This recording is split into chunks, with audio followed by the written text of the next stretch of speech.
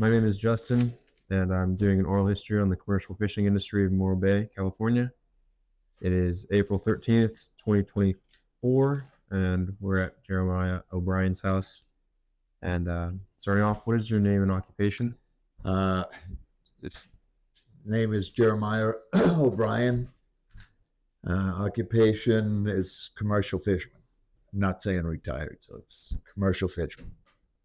Where were you born? Born on the East Coast in New England, Boston. Lived all around New England. Got here probably in my late 20s. And go ahead. I was a ski bum at the time, so I spent some time up in Mammoth Lakes and Lake Tahoe. Arrived in Morro Bay in 1980. Needed a job. Get a job with fellow fisherman Randy Cann, and one season with Randy convinced me that's what I should be doing. So that was your earliest kind of right, memory of 1980. Right. Of course, I fished all my life, but never commercially. Do you remember your parents or grandparents talking about fishing or being in the industry? Or fishing was part of our family. So my grandparents, great-grandparents, as a matter of fact, I'll show you some pictures of my great-grandparents back when they were captains. Both my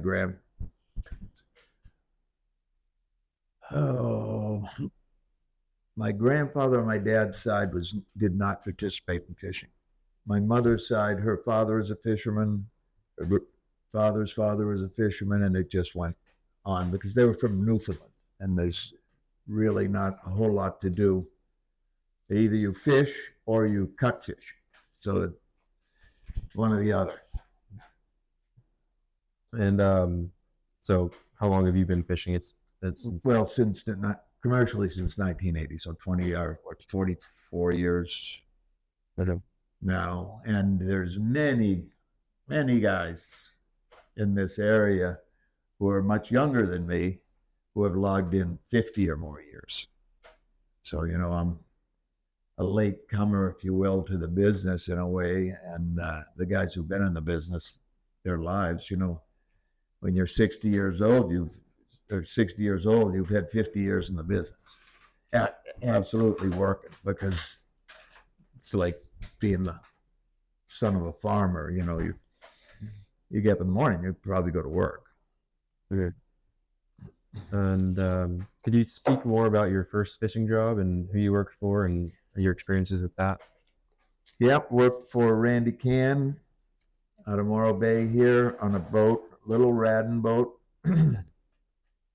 Radden's a very, very popular brand of boat up and down the west coast of the United States. Used to build, as a matter of fact, with Mike Radden.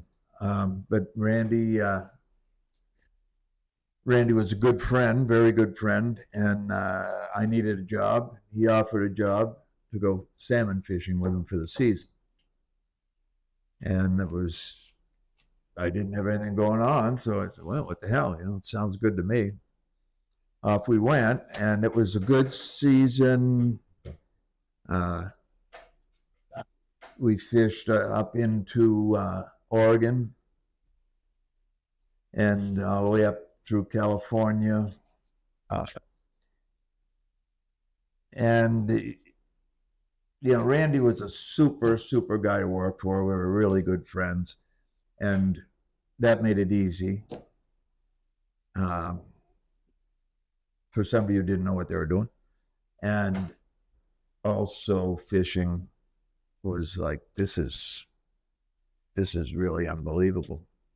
I can get paid to do this, where most people pay somebody to go out and do it. Here we're making a living catching fish. What could be better than that, So that was the beginning. And after that, I just stayed in the fisheries. And after Randy, I went to work with a guy named Mike Radden, who also the Radden boat family, boat builders, but he was also a good fisherman, a really good fisherman. And he participated in the dive business, and he was how I got into the dive business also. He was a hell of a diver, probably one of the better divers on the coast. And yeah. And what kind of fishing were you doing? Were you trolling, trawling, hook and line in the beginning? So in the beginning, it was trolling for salmon, as I mentioned there, and then we did some hook. We did a little bit of everything. You know, there wasn't as many rules, regulations, and permits, so we caught what was available. I mean, every fish isn't available all the time. You know, it's salmon are only here certain months of the year, tuna are only here certain months of the year. Bonito back then, we had bonito we troll for, and they were only available certain times of the year. So we would fish accordingly. Good. And so we did a lot of rock cod, salmon fishing, albacore fishing, and gill netting. Back then, gill netting was a big fishery on the coast here. It's been vilified and all but eradicated. There's just a couple of more gill netters left on the coast, not many, but it's too bad. It's a really good fishery. But you know, that's what kept us busy all year. So. And then later, probably around 89 or so, it didn't look good for the gill netting. Salmon had fallen off. So we were looking for something more profitable. So we, Randy also, so he and I discussed it and decided we would go into the dive business. Randy had dove before, so he didn't have a problem with that. And I had never dove before outside of just free diving. I had never dove with air supplies. But we went in partners on a boat. Neither one of us could afford a boat at the time. That was what we needed for the job. So we built one. And the boat we built was called the Blue Moon, and it was, when it was done, it was what one would call the Rolls Royce of the fleet. It was an absolutely beautiful boat. It was a Radden boat.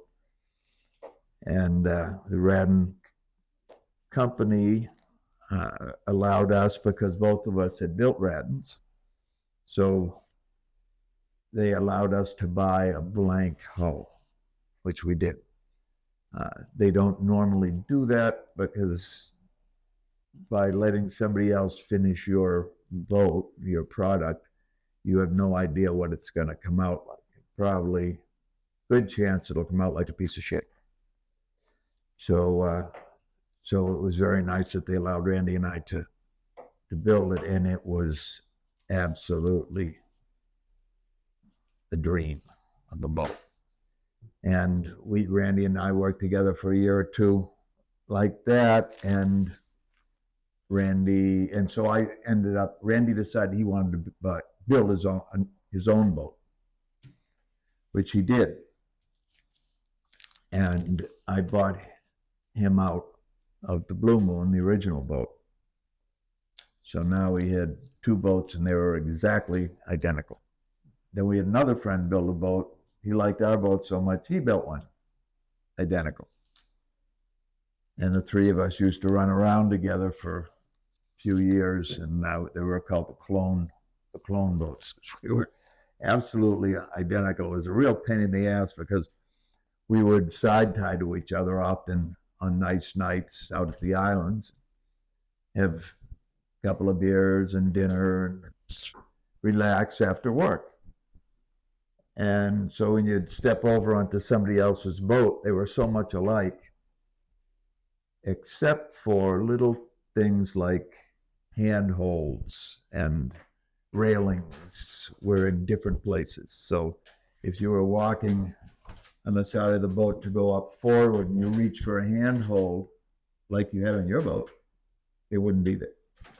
And it was it was kind of fun to notice all the little minor differences in the boats that were otherwise identical, you know. And I guess, why did you pick fishing as a career? Was it just something, it ran in the family, or did you really, really enjoy it? Is something, why did you get hooked? Well, there was probably multiple reasons. It was a time of my life when I really wasn't engaged with anything particular. Probably a time when I was deciding, I had a couple of options, deciding which way to go on various options. So that was one reason. Another reason that fit in here was I needed a job. Let's see. And as I said earlier, to me, it was almost amazing that I could do something that I've always loved. I always fished. I always enjoyed fishing a lot. But now I was getting paid to do what I would normally pay to do. So, so there was multiple reasons. I'll tell you one of the other reasons too. In going up and down the coast on the first couple of months that I went to work in the business with Randy, the people that we met in all the various ports up and down that we went to and accessed were just terrific. I mean, it was what? I guess it was being around other people that you all spoke same language with. There was no trouble in understanding. We all spoke the same language, obviously, but we were all on the same page, I guess is what you could, even though I hate that term. Yeah, so there was a lot of reasons. And also, who knows? I don't know if it's a genetic thing. I know that both of my families are from islands, one side was actually from County Cork, which is on Galway Bay. So there was fishing on that side, and there was the other side of the family was from Newfoundland, and that's just fishing. That's all they've got. So yeah, so it was wonderful. I wouldn't trade a minute. The bad times fade away because there was so many good times, and it was just a wonderful thing. You always felt various feelings of accomplishment, ups and downs both, but it was just, I don't know, I just liked having to just rely on yourself. And no matter what goes wrong, you fix it. And no matter where you are, you get the boat home and stuff like that. It's just unbeatable. There's just so many good things about the industry, and there's always the food aspect. And I love supplying food, bringing food to the market. That's a wonderful, wonderful thing. and I've always enjoyed doing that. So, And moving on, I guess, how would you say the big business, the commercial fishing business, has progressed over time, like specifically in Morro Bay, and kind of going by decade, starting when you got here in the 80s and then 90s, 2000s, and so on. Um, Maybe size of the fleet, any regulations at the time, number of processors, buyers, things like that. yeah, unfortunately, yeah, unfortunately, time, at least the last couple of decades, has not been kind to the fishing industry. um, and everybody's got a different outlook on it. Probably, I think it should be self-evident to anybody. This is my opinion, but I look at things as a business, because to me things are a business. So if I looked at the fishing industry as a business, and I've seen since the 80s how terrible the industry's been impacted. We've lost most of our processors. We have three currently, two who do a little bit here and there, and then one who just stepped in and got a market. And I don't know what he'll do, but they're just a shadow of the processing that went on, just a shadow. That processing that went on here 20, 30 years ago. And so I put the problem directly on the managers. Everybody blames the fishermen. It's really cool. And that's the way government is today. They never get blamed for anything, but they're the managers. So if we get the blame, the fishermen get the blame for what the managers told them to do. Okay, well, so to remedy the situation, how do we remedy it then? Do we tell the fishermen, don't do what the managers tell you to do? Well, then we go to jail. So in this case, with the fisheries in this country, the managers who regulate every single tiny move that we make have no responsibility whatsoever. So when their management fails, they blame the fishermen. So I want that job. It's not how it works in real life. So in real life, if we were a corporation, I would have fired the managers many, many years ago.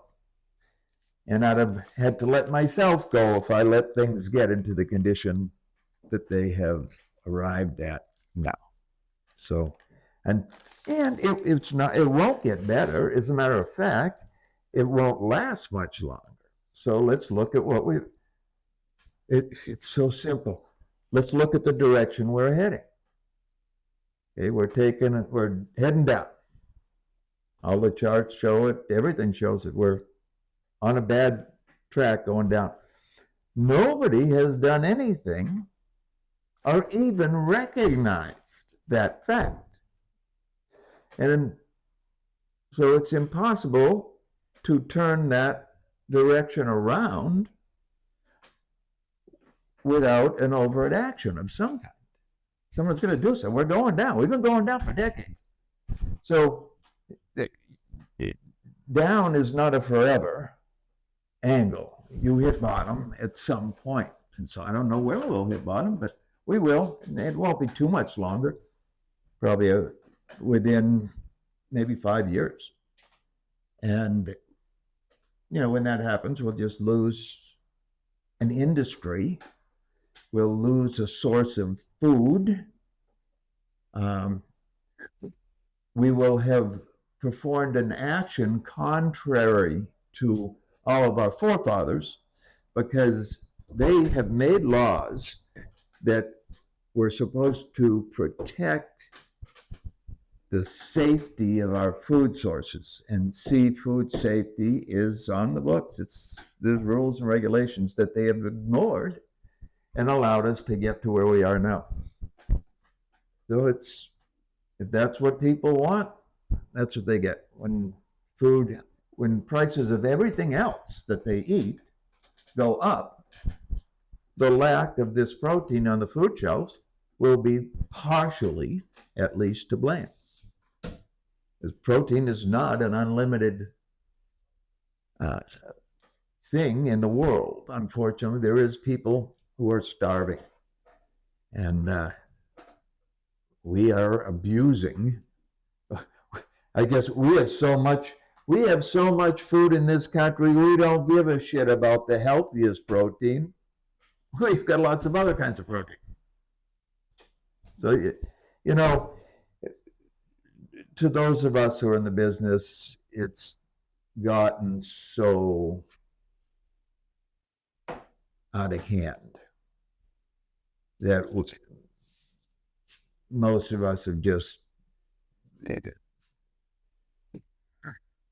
on the verge of throwing our hands up. No, you can't get any crazier than they've got. So, and do you think the market demand has changed for your industry, or is that detrimental?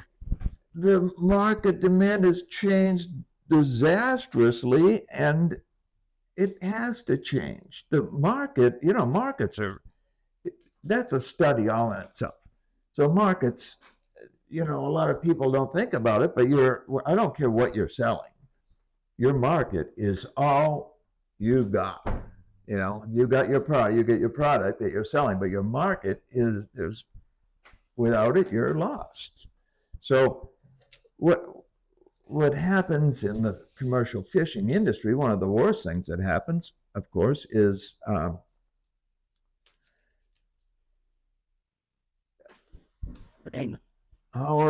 so the market is always looking for consistency. They need certain fish at certain times. You just asked about a minute ago about the rock cut. Oh, okay. Well, in the late 90s, it was determined the rock cod had been impacted by overfishing, and that was probably true. So they closed rock cod in the United States from Canada to Mexico, from 30 to 150,000. Well, that's by and large where they live, where they breed, where they are. So there was little or no, we could still fish the ones that were inside and outside those areas, but those were the prime places.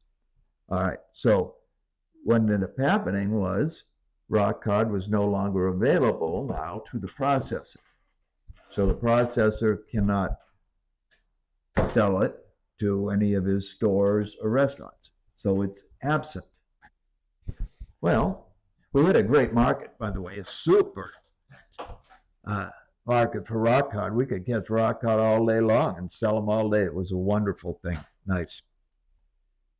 But now that they've begun to try to reopen it, there's no market.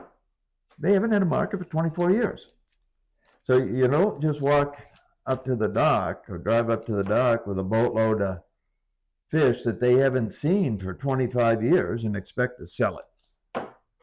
So as it stands right now, we don't have much of a market. It's very, very limited.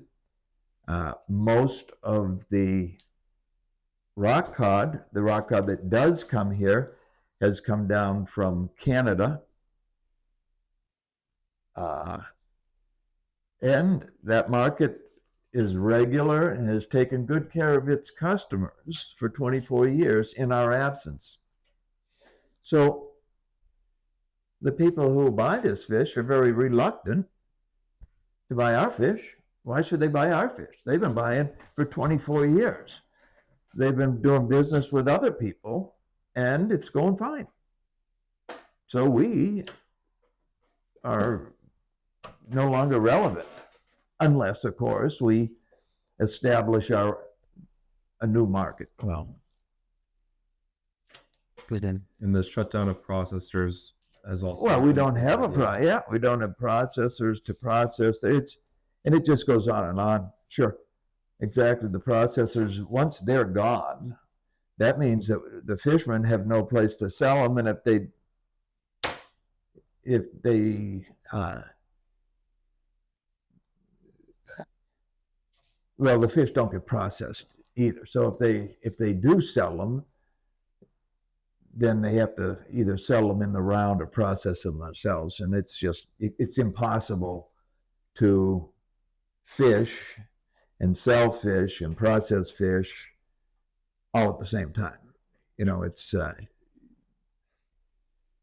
they're all professions, and they all require a lot of time, a lot of work. And if you try to do three things instead of, you can do one thing well or three things half-assed. So you're good. And going back to what you said about the rock cod, and that it probably was overfished. Do you think that fishermen at the time were also believing that it was overfished? And if they did they take action to kind of curb it themselves, or were they just it was such a great market that they? Well, and yeah, it's funny. Yes, they did take action, and I'll explain that a little bit in a second. So yeah, we pretty much knew where it was headed, but more than anything, it was very interesting, and let's see, it was very interesting the way the government handled it. So what they did was they kept changing the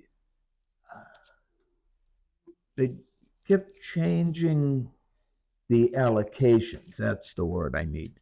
Allocations of fish. So, and I don't ever, and I hope this doesn't ever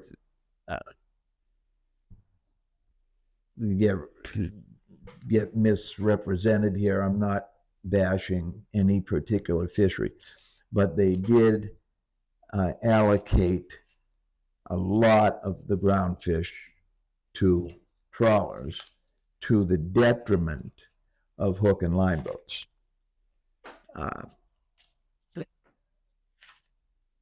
So I think probably trawlers were responsible, a little more responsible than everybody else. But again, it was the management. It's responsibility. But they ended up pushing the allocations to the trawlers, who were probably doing the most damage at the time. And again, they were the managers, and this is how they moved the chess pieces around the board. And they put a lot of the hook and line guys out of business, and trawling became a really big thing.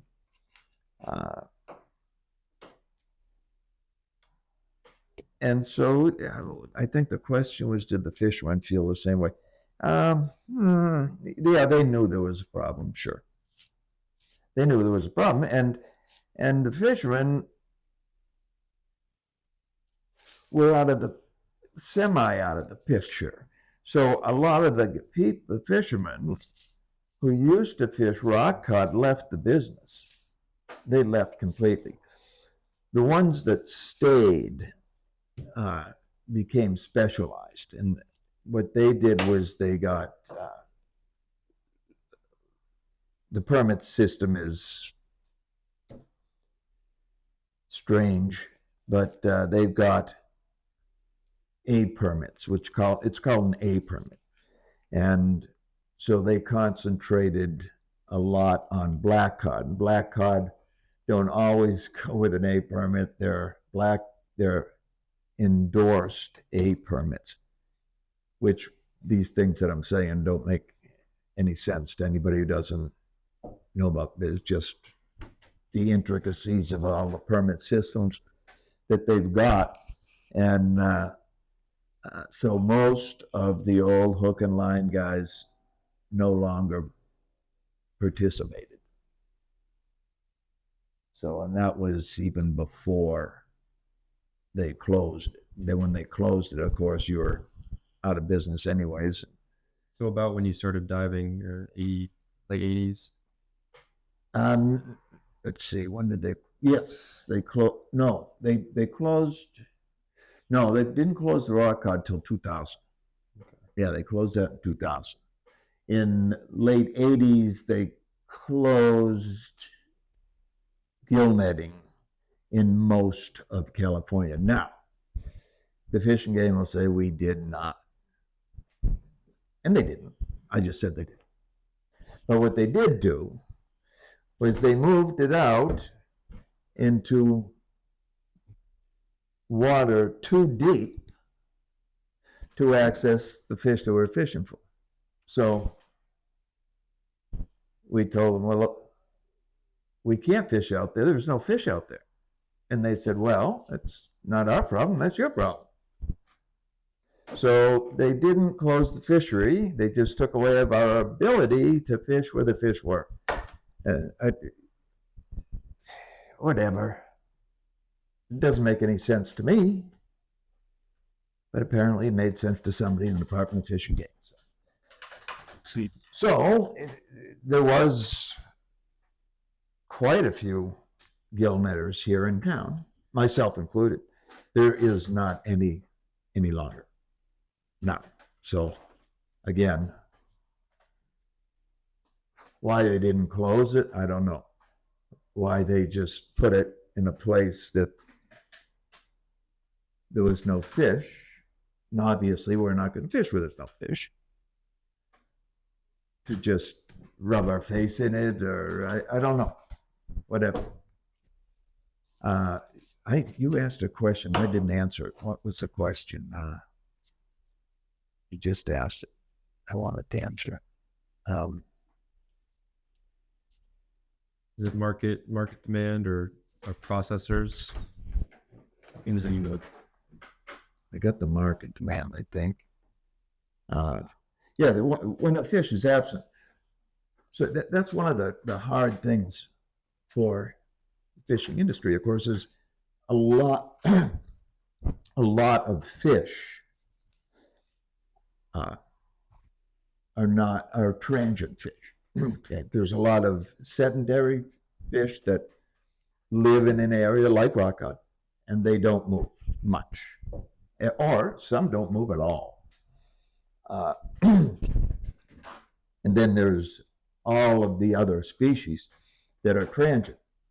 So there's only certain times a year we get our sea bass. There's certain times a year for halibut. There's certain times a year for salmon, certain times a year for albacore.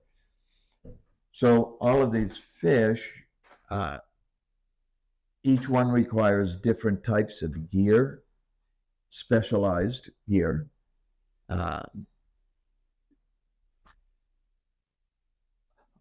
And the markets, unfortunately, don't seem to be good at keeping up with the latest fish available.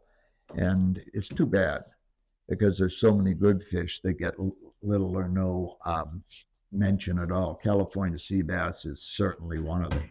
And I've always been scratching my head like, why hasn't this become a worldwide fish? They're so good, you know. But we've got plenty of them. They're not impacted, but we just don't have big markets for them. But anyways, that's just one of many. So are the fish that come through Morro Bay, are they processed here normally? Is there a processor here, and then also where do they get sent normally? If they do, like, do they get canned? They get sent to San Francisco, LA. Yeah, there's no canning going on here now. Um, we have not had albacore here for 25 years probably. Um, so there's no canning.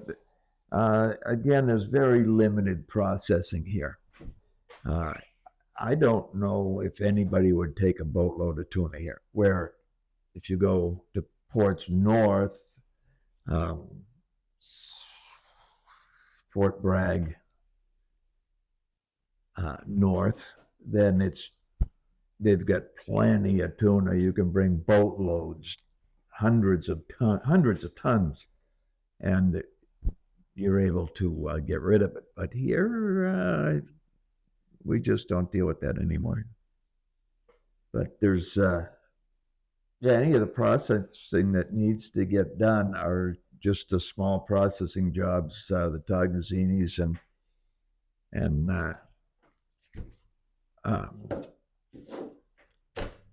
Harbor Hut and Great American. well, yeah, they're not processors. Those are restaurants. They don't do any if they do you have to have special permits to process. You can't just. But if they do have the permits, then they process very, very, very little. So it would be what's his name? Gio or Mark Tognazini and Giovanni de Garamore. So it would be one of those two places. But they're fish markets, so they're just processing. They do sell to other restaurants and so forth, but it's very minimal. So we do not have a big processor at all that will handle boatloads of ground fish. The new guy here is Garrett Rose, who has taken over for. So I guess I could call Garrett our main processor here now. Young fella, really good at what he does. He's a young fisherman. He's worked his way through college. Went to high school here, worked his way through college. He began fishing in high school. Paid his way through college. Has been very successful in the fishing business at a very early age, which is a big thing. And we've got all our chips on Garrett right now, I guess. We're hoping that he's very successful, and we'll do what we can to see that he is. Was there previously more canneries and processors here in Morro Bay, and back when you fished? It was. I mean, the difference is stark. I don't know. I guess I haven't really touched on it, but we were a force to be reckoned with in the fishing world. Morro Bay had fishermen everywhere. I wouldn't have picked, if I had hand-picked a port on the West Coast to be from, this would be the place. I mean, if you were a Morro Bay fisherman, you held your head up. The guys in Morro Bay back in the 70s, we started the South Seas fishery for albacore. And there's a little tiny town, Morro Bay, there was two big groups that started that whole South Sea fishery, really. There was other people involved, but the main two groups were Moss Landing and Morro Bay. And they went to the South Seas with groups, and they all palled together, so they were in radio contact all the time. They shared fuel and food and everything else, and made some very successful ventures over there. So that was one of the big things. Another thing that I'm very proud of is the first president of our of the Morro Bay Commercial Fishermen's Organization was Sandy Monroe, and Sandy was also the founder of the Fishermen's Insurance Company. So fishermen had limited access to insurance. The insurance we did have access to was extremely expensive. And Sandy was one of the founders of what we call insurance pools. So there are pools of fishermen. There's quite a few that exist to this day. I belong to 2 different ones over the course of my career, and they were amazing. It saved us.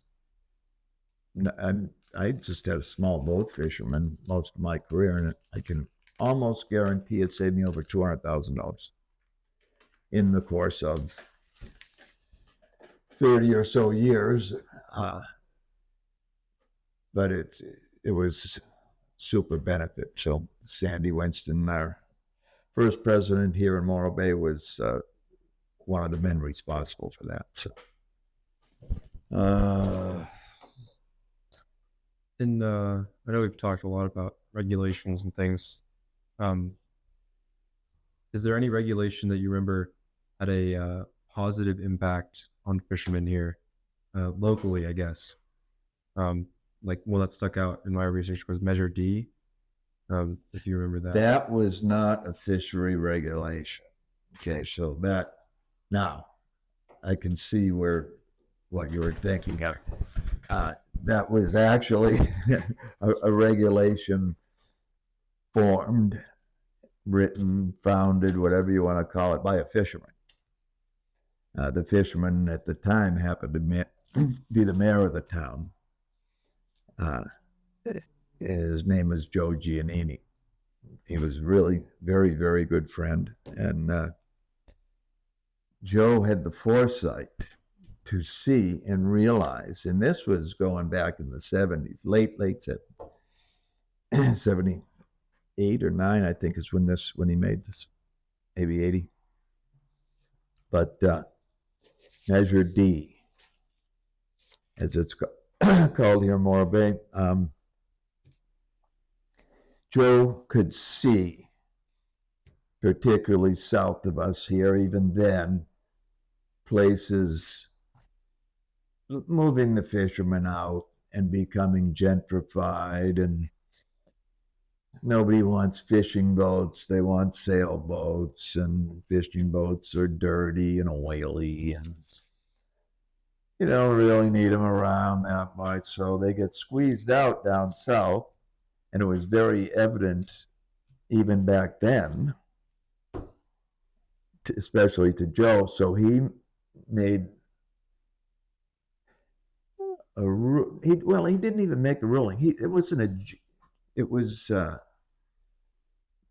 That was voted on. So that was actually a vote of the people.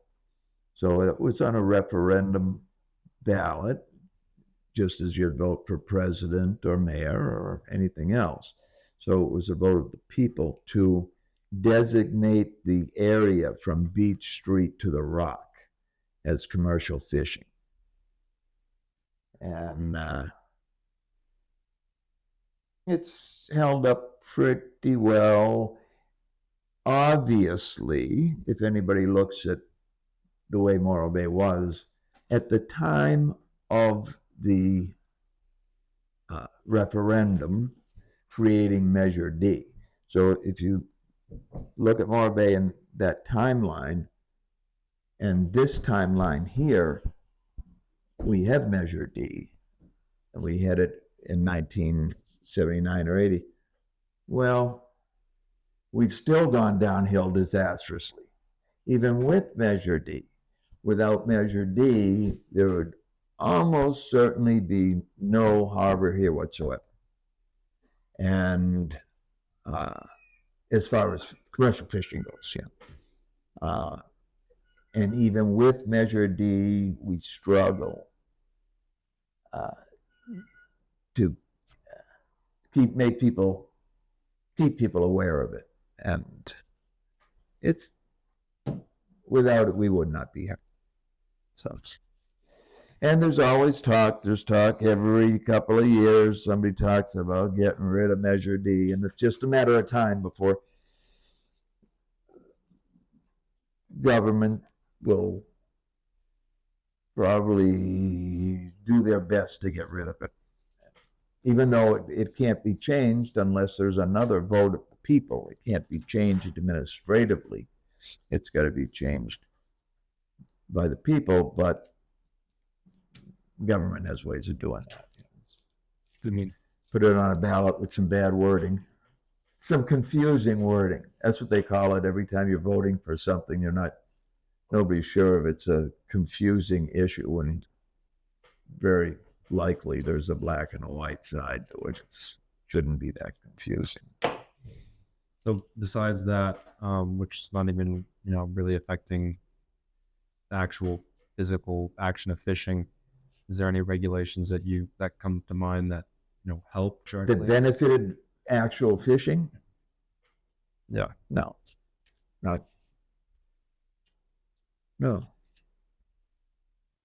Did they ever make a regulation benefiting fishing?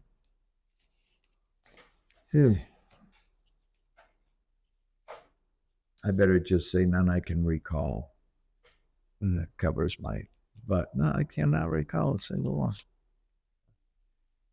And then on the flip side, obviously, even if they had, they didn't make enough for us to be in this kind of shape. That rulings they've made on most things weren't very good plans. They failed dismally. Dismal failure. And if they were in, the Department of Fish and Game would not exist in a corporate world. And neither would the Pacific Fisheries Management Council, neither would National Marine Fisheries Service, and neither would NOAA. Why wouldn't they exist? Because they've been fired.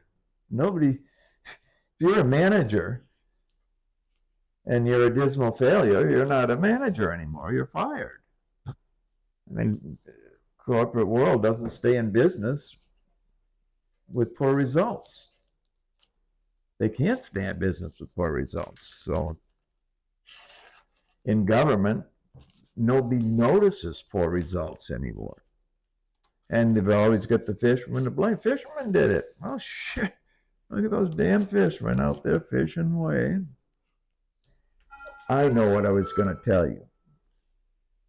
What was the question? Let me see if I can remember how you phrased it. Oh, I know. Overfishing.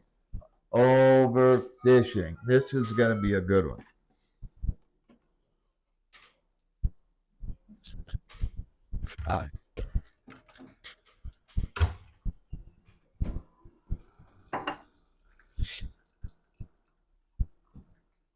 Yeah, we got to go for overfishing.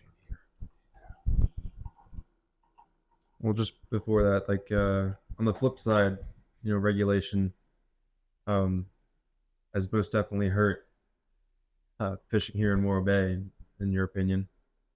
It's hurt. Oh, well, Yeah. I think it's not just hurting at Morro Bay, of course, it's hurting it the entire country. What you see in Morro Bay is just a microcosm of what's happening everywhere. We're not unusual. We're normal people. Oh, you take milk and sugar. Yeah, so what you see here is what you see everywhere.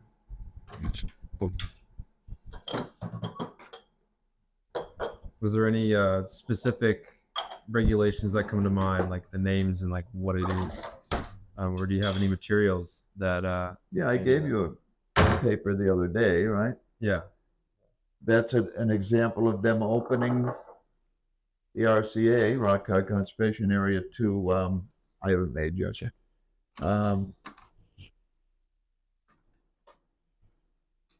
It was. They're opening it now. I mean, the stocks are thriving, everything's healthy, and this is their way of opening it up. Mhm.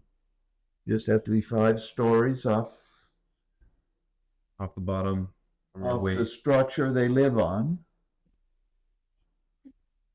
and you can't use bait. What the fuck? I mean, cavemen knew better than that. Cavemen didn't, they knew better than trying to do something that's stupid. Why would somebody trying to make a living go out there basically with his hands tied behind his back? Because that's what it really amounts to. That was the most recent one, right? That was a couple months ago. Yeah. I mean, there's no name for each law. It's just each one goes with each fishery, and each fishery has its own set of regulations. This is a rock cod regulation. You know, this does not apply to salmon or tuna. It only applies to rock cod, a certain area, and that's how all of our regulations are. You know, each one is specific to a species and so forth. But yeah, I consider it insane. I mean, I really think that it's like if you showed this to anybody else around the world, other fishing areas, they'd go, "You're out of your fucking mind."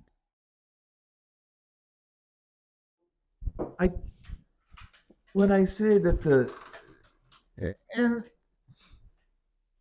of course, everybody's going to say, "Oh, yeah, blame it on the government. Sure, you're a fisherman. Blame it on the." Well, again, they're the managers, so we only do what they say. And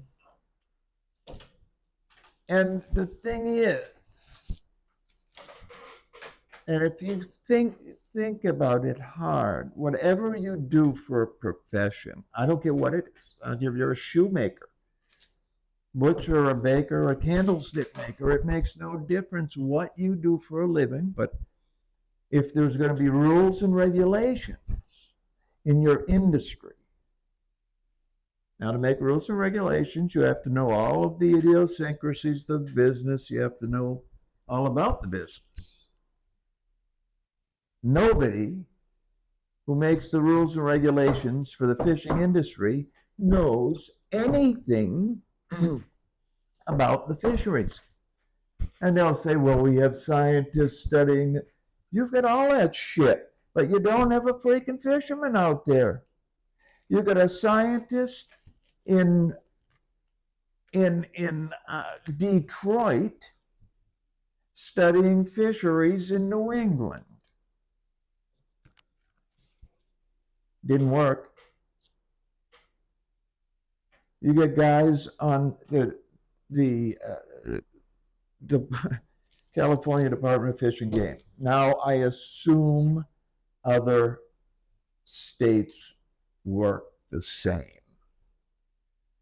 But the California Department of Fish and Game that means all of the fish and game in the whole state, right, is governed by doctors and dentists and lawyers. They are the commissioners. So the commissioner's position is an appointed position by the governor. So who does he appoint? He doesn't appoint fishermen and hunters and people who know anything about fish and game. He's got a doctor and a dentist and a lawyer, people who contribute large monies to the governor's coffers. It's been the same forever. I mean, it's there. I mean, we know it, we see it, we deal with it every day. But nobody knows what they're doing. Maybe they think that things like fish and game, you really don't need a brain, or you don't need to know anything about the subject you're dealing with. But as anybody who's in business knows, each and every business, I don't care what if you're running a liquor store, if you're running a hamburger store, it's different. You need to know the ins and outs of your own profession to make that profession survive. No one's ever done that for the fishing industry. The fishermen know what they're doing, but their hands and feet are both tied.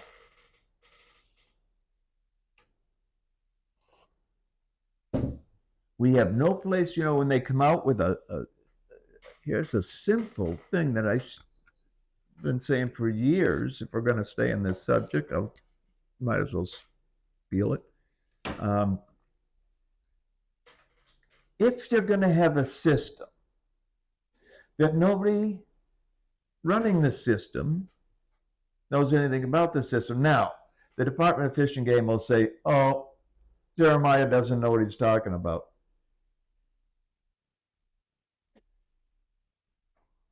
My career was a success for all those years, jumping through all of their hoops. When I started the business, there was lots and lots of opportunity. Now there's none. There's nothing. In the short time that I was in the business, they run it to the ground. So they rely on the record to see whose careers were good and whose careers weren't. But where I was going with this whole thing is a simple little thing, like if we had an office they go to with a complaint. So if we get a complaint like this last issue I gave you the paperwork for, they're the new rules and regs on rock cod and how to catch them and so forth and so on that are so stupid that it's childish. It's ridiculous. And so if we had an office to go to and sit down with somebody who had the ability to make some changes and say, look at this, read it. This is kindergarten. If I wish that was published. I wish people could see that. And at least the people who understand what fishing is all about or know anything about it could read what we deal with and realize that, well, this is stupid. It's not even possible. And that's our rules. So our rules are basically here. There's no way you're going to catch a fish by following the rules. So go for it. Those regulations are just like the fish, the net regulations, the gill net regulations that we faced here in the 80s. Was okay, we were fishing in anywhere from 4 or 5 to 20, 18 fathoms, say. Well, they moved it out and said, well, you can only fish in 60 fathoms now. Well, the difference is triple. And if there was fish out there, would have been fishing out there. There's no fish. So this is kind of the same. So they gave us an impossible situation. So that's what they did with the rock cut. So here it is. You deal with this. This is your new rules and regulations. So obviously no one's doing it. So they want to open up the RCA, and this is how they do it. Was there any other? Nobody's doing it.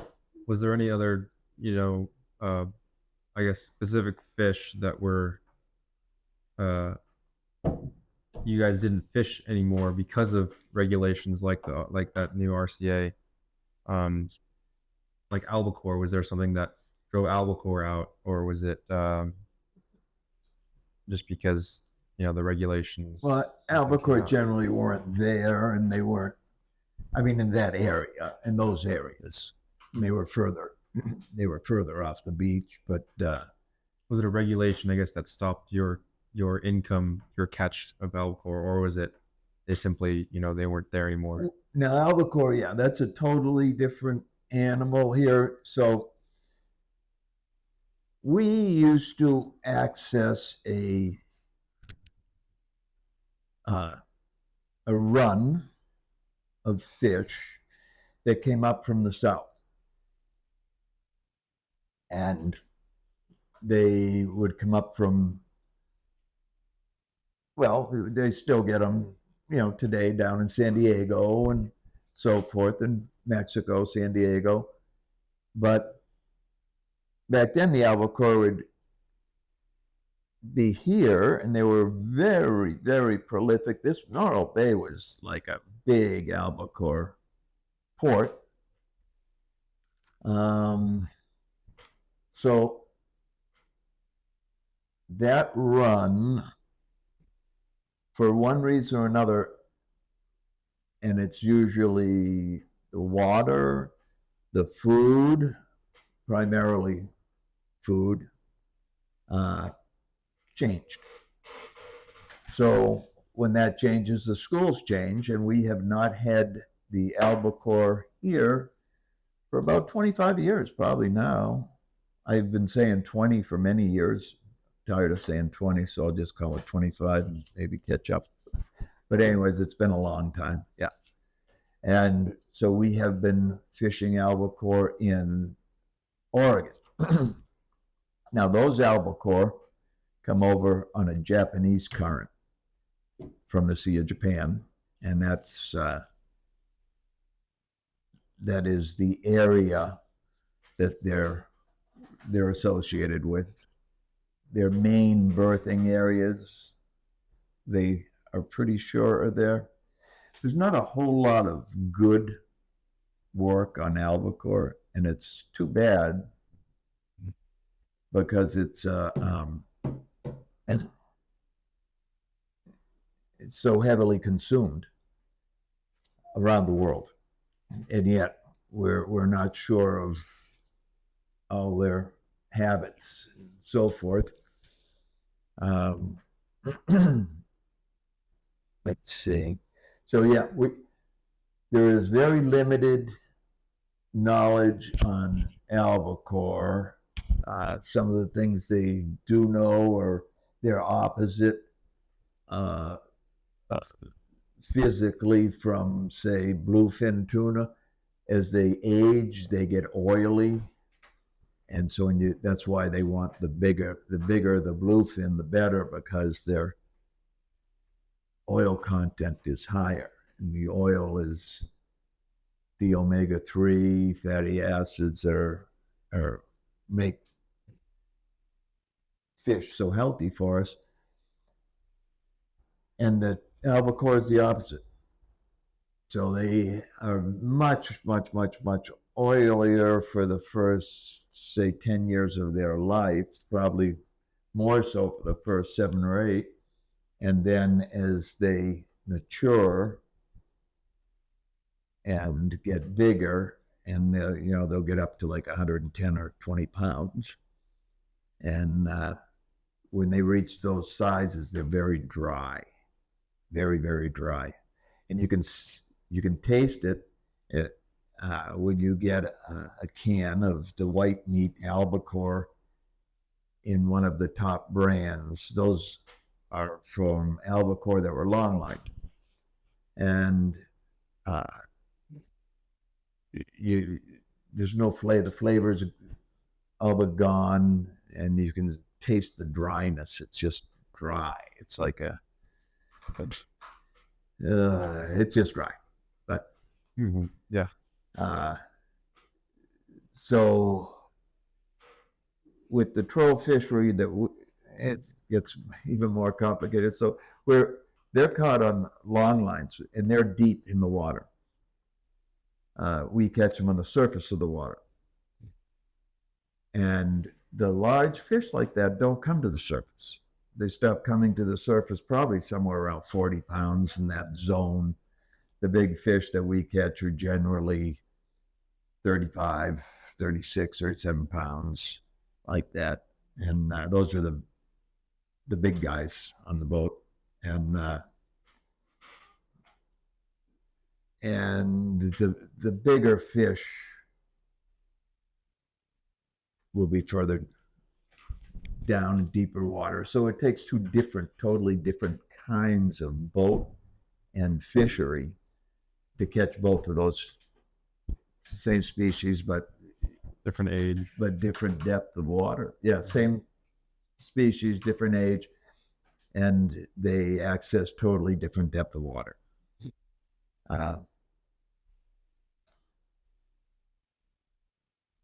So anyways, I know what I was going to tell you.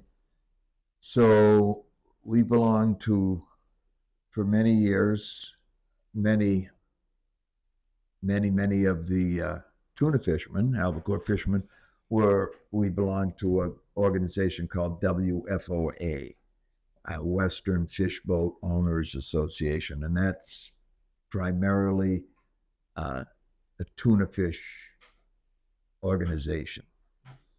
And we had lots and lots of members in the old days, and money, and we were well supported by the canners in those days. As a matter of fact, there was one time when we relied on the canners back in prior to 1998. We relied almost entirely on the canners. Number one, to make the price, and they would make a price for fish, and that price would be the price for the whole entire West Coast. And it would be arrived at with negotiation, if you can call it that, with Star-Kissed, Chicken of the Sea, and Bumblebee at the table. So they were the primary supporters. In 1998, they turned their back on us and just let us go. So right in the start of the season, right in the beginning, when the fish showed up, and the fish showed up by the millions. I mean, it was obscene how much fish there is. And this is typical in life, I guess, but we all start fishing, and it's like, holy shit, man, there is fish everywhere. You didn't have to turn around. There was the most ungodly amount of fish in the world. So we all go in at the time. So we finished up, we were with a bunch of friends, and we finished up our work right up the Columbia River. So we went into the Columbia, and we took a left when we went into the river. Oh no. Yeah. We took a left. We went into Ilwaco, Washington. And they told us when we got there that the buyers had just pulled the market order, which means that all three of the markets, the only markets that we had at the time, said, we don't want your fish.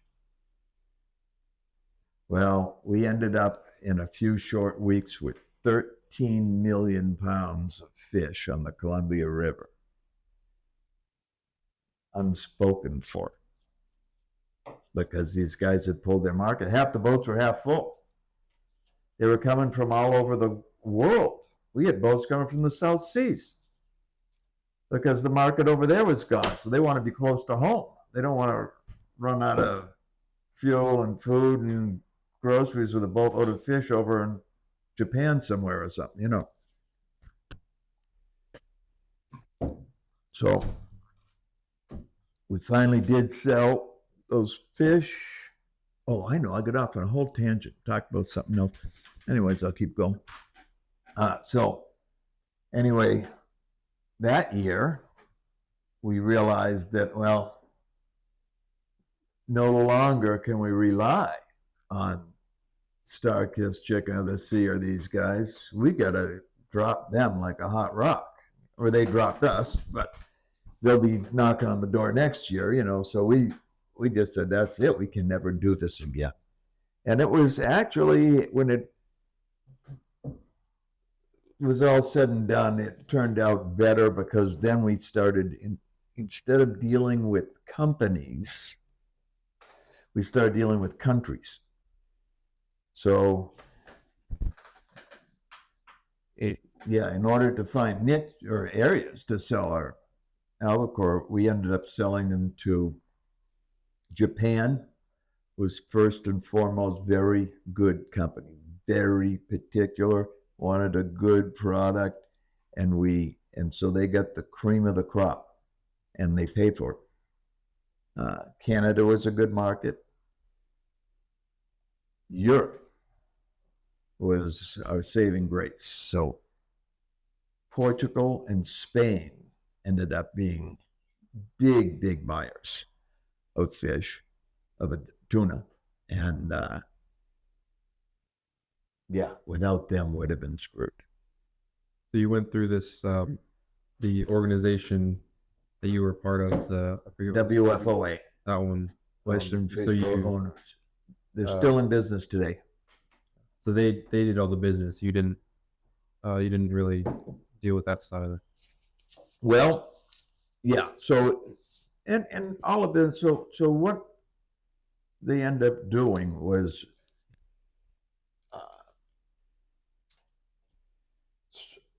so here's the deal.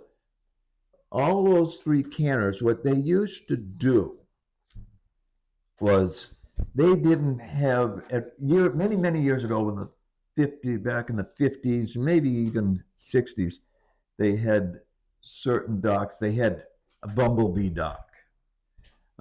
So like up in down in San Pedro, they had a cannery down there, and they I think that was Chicken of the Sea, and then up in Astoria they had Bumblebee. Was the big guy up in Astoria, and they had canneries right there. So people would go right in there and sell them right to the factory. But now when you're dealing with overseas, what WFOA did was get in with the buyers here. And so we didn't buy the fish. We didn't want to buy, or we were in the market to sell fish, but moving the fish from one organization to another. So what we'd do was like companies here would buy the fish and direct them to markets around the world. So again, our fish primarily went to Portugal, Spain. We had some go to France, over the time. I think some went to England, some went to France.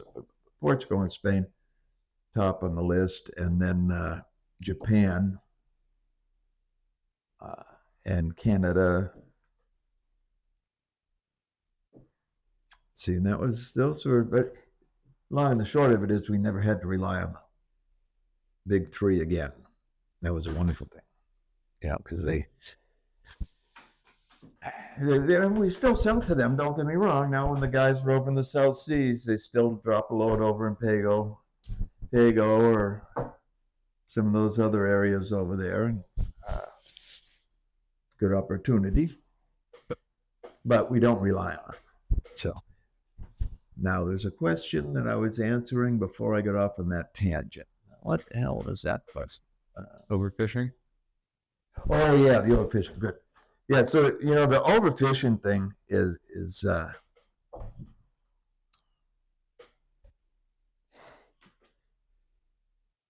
so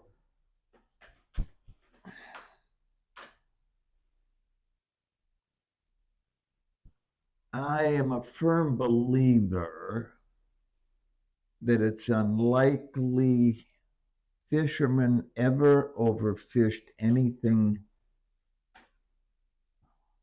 to where that animal could go extinct. Now, I could be wrong, but as a fisherman, from the fisherman's point of view,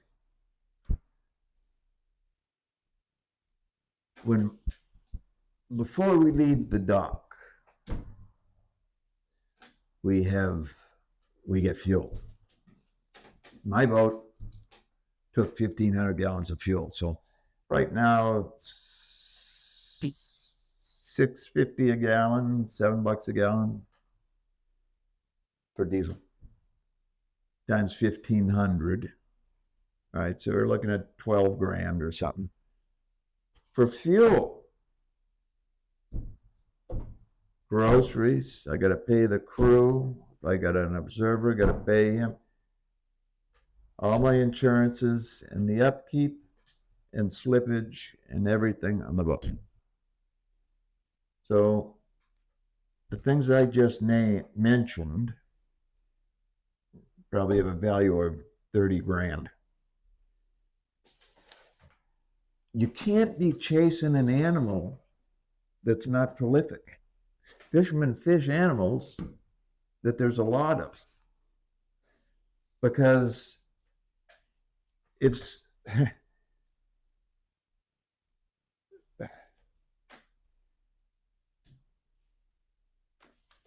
you've got a big investment. You're going to go look under every bush and chase around the last 10,000 fish in a species or something? Of course not. You can't do that. You've got to, if, well, the population's reduced 50%. Well, if your catch is reduced 50%, you're out of there. You know, you're gone. It's like, no, there's something better than this. I'm going broke quick. So I kind of just, I mean, of course, you know, again, what did I say? Fishermen get blamed for everything. Overfishing, you can go in the desert, you know, there's problems with the desert turtle, and somebody probably blamed it on overfishing, because overfishing gets blamed on everything. Doesn't even need to be near the ocean. And wife and I have a standing joke, you know, and they say, oh, the hill slid over there. Yeah, it's probably overfishing, you know. Fishermen can't, I mean, people have this thing, we're out there, where is that? I know there's that one more son of a bitch around here somewhere, you know, I'm going to go. No, it's expensive. We have huge costs. Those huge costs. You need to be making hay here, running around after something that population's gone down by half. Obviously, your catch goes down by half. Well, how far do you want your paycheck to go down before you leave them alone? You know, so I mean, you just can't afford to do it. But, so that's my thought on that issue. And again, I could be wrong, and all of the guys who are managing the fisheries will tell you I'm wrong. Again, I'm just going back on the record here. How's the management going? Boys, not good. So maybe I'm right, because I know they're wrong. Yeah, and yeah, do you think there could be a middle ground somewhere between fishermen and you know, management agencies and things like that? Of course there's a middle ground. Of course it's a middle ground. Yeah. Yeah. Will they find the middle ground? Not at the rate they're going now. So I don't know if I should get into this story because it's deep.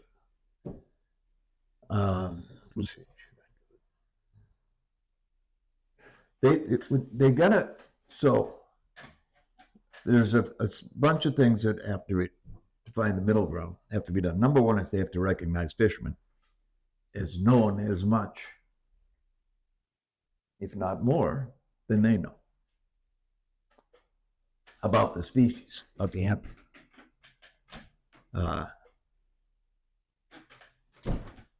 But they'll say we don't know anything because we don't know their Latin name.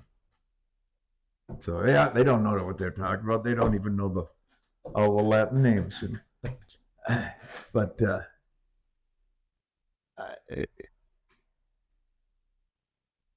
they've got a recognized fisherman. See, the only ones that they think have any idea of what's going on is the guy with the sheepskin on the wall.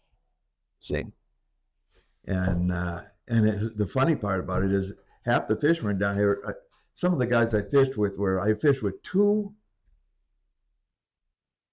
mathematics, whatever. That's what they graduated from college in. Oh no, three that graduated in math. How many graduated with marine science degrees? I have no idea.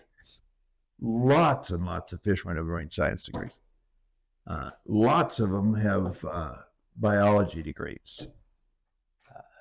And it's funny, I think once you become a fisherman, your degree doesn't matter anymore because you're just another fisherman to the rest of those guys, you know, even though you've got an education that is equal to theirs.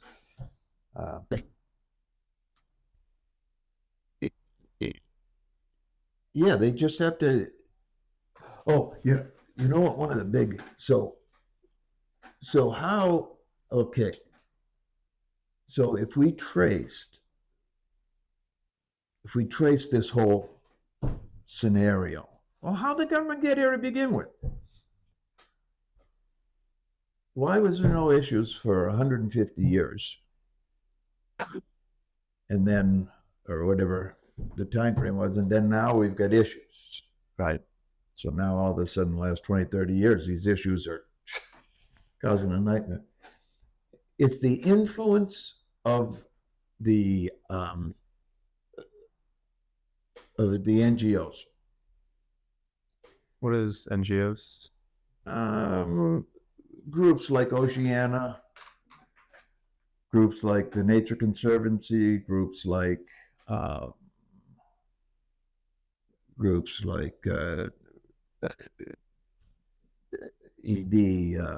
Environmental Defense Fund. I mean, it go on all day. You know, you got your Greenpeace and your this guy and that guy. There's dozens and dozens and dozens of these groups, and they have actually they run the fisheries. Now, a funny thing is one of the biggest turning points is a great success that they claim was a success in the trawl industry called catch share business. So they have they took all of the catch shares, which they took. I'm sorry, all of the catch shares, all of the fish stocks in the trawl industry, and assigned them to trawlers physically. So if you owned a trawl permit, then you were given, and a lot of it went on your previous record. So if you were a really good fisherman, you got a good quantity of various species, ground fish.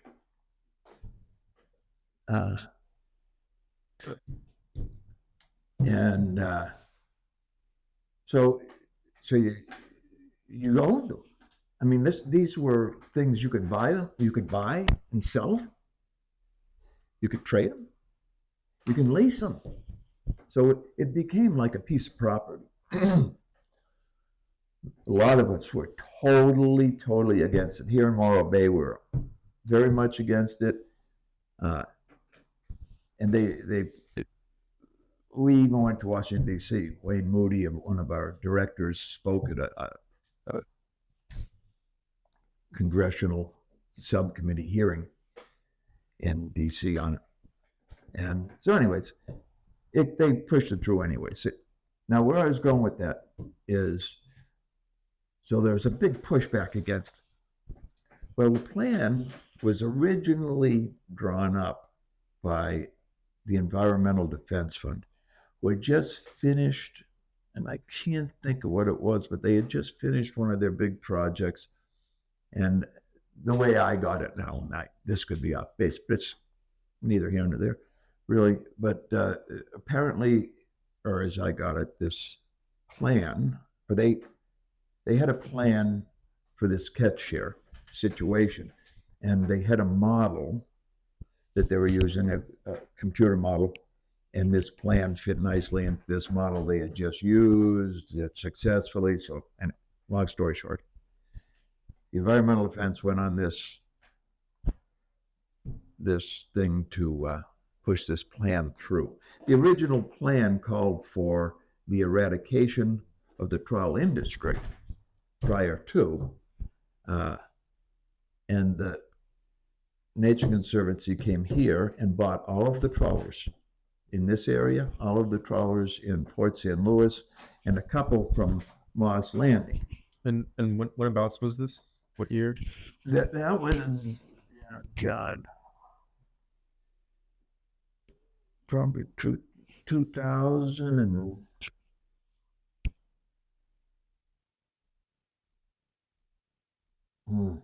boy, I think around 6 or 8, probably 2006. Yeah. And so anyway, so now so in all of this talk I've been doing, I'm just, where I didn't get to is, so people hear me saying, oh yeah, you know, these guys did this, they did. Well, one of the cool things is I'd sat and I watched how the internal mechanism was working on this. So a fella named, and I'm going to name the names because, or some of them, because they were there. Next thing I know, was a very nice young man. I personally liked the guy, met him. On a few occasions, his name was Shems Judd. And Shems showed up at the Pacific Fisheries Management Council meeting. And next thing I know, he's involving himself heavily in the meetings. And pretty soon he's on the panels. And my goodness, he's right here in the Pacific Fishery Management Council's workings, right? Oh, Shems happened to be with the Environmental Defense. And then we had one come into our fishing game. Oh, they were a director or something in Environmental Defense. Well, next thing, we elected the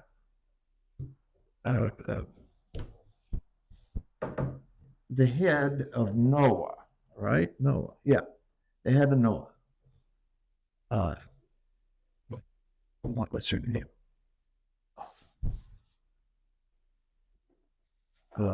God, I'm losing a name. What was her name? God, I know that name like I know my own, but she had been the vice president of Environmental Defense. So before this issue gets too much traction or anything, Environmental Defense starts plugging in all of these people into all of these positions, right up to the head of NOAA, Lubchenco, that was her last name. Lubchenko, yeah. So anyways, here she comes, and guess what her main priority was? Catch ships. Wow, who would have ever guessed it? The Environmental Defense is pushing catch ships. She was the vice president of Environmental Defense, and now she's head of the whole goddamn fisheries, all the fisheries in the United States. And so the catch ship got, now they still, this is like, what did I tell you yesterday about when they were moving the sea otters? Everything was San Miguel and yeah, it was a great success. You know, oh wow, look at this, a big success. Well, they killed 40 otters. The thing was a dismal failure, terrible. But they kept saying it was a big success. Well, this catch share thing is too. So you know, it's hysterical that nobody even talks about today. Is every year that the government comes up with numbers for fish stocks, okay? So they tell all of the fishermen what they're allowed to catch. This is what you're allowed to catch. You get, say, chili pepper, rock cod. You get say 10 million pounds of chili peppers. Okay. But at first, when this catch year issue first hit the fan, they would keep track of, they give us all of these fish at the beginning of the year. Well, what's important is what was caught out of that pile of fish that you were allowed at the end of the year. So if their management is correct, if they're doing things properly, you as a fisherman can fish that pile down. The lower to the bottom of that pile you get, the better, because that's the number of fish that they figured will regenerate and be available forever. Well, we never even touch that pile anymore. Half of that pile goes unharvested. That's mismanagement, by the way. If you are working in a corporation or you're working for any sane operation, that is mismanagement. Right? So I haven't heard the numbers anymore. They used to give us a percentage the first few years of this catch year. Oh, they only caught 10% of what was allocated. Then the first couple of years, it was like 10 and 20, 30% of the allocations. And then they stopped. No more. We don't. And I'm not slighting them for, they used to put them out, everybody was aware of them. I don't hear that information any longer. I mean, I could go get it, but they're not volunteering it any longer. So I'm guessing it's probably still shitty. Yeah, so the catch years came out, let's see. And that was probably, since they did that, the fisheries all of the fisheries have gone down. So it's funny, they did a thing in the this big management issue thing in the trawl industry that I just described, these catch year deals. Okay, well, here's things you have to consider if you're in the business. So they whack, so the trawlers, because this catch year thing was only about trawling. So the trawlers, they bought them all out here, got rid of them here and there. All right, so if you get rid of all the trawlers, all right, that's good. That was their aim. They changed their story. They get all fucked up. They don't even participate anymore. They just left us with a pile of shit they fucking made. Now they're gone somewhere. So here's what they didn't consider. The trawlers in any port were selling their fish to various processors, right? Well, you take the trawlers out of the picture, and the processors lose most of their help, because most of their help were filleting fish and stuff. So they can't afford to pay their help. They can't afford to leave the lights on. So pretty soon your processors are gone. Now, when a guy who never does even that type of fish comes in with a load of salmon, the processor's not there, is he? No, he left. He couldn't get any more of these rock cod. Or he ran into so these guys made it so the trawlers were impacted to the point the processors went out of business.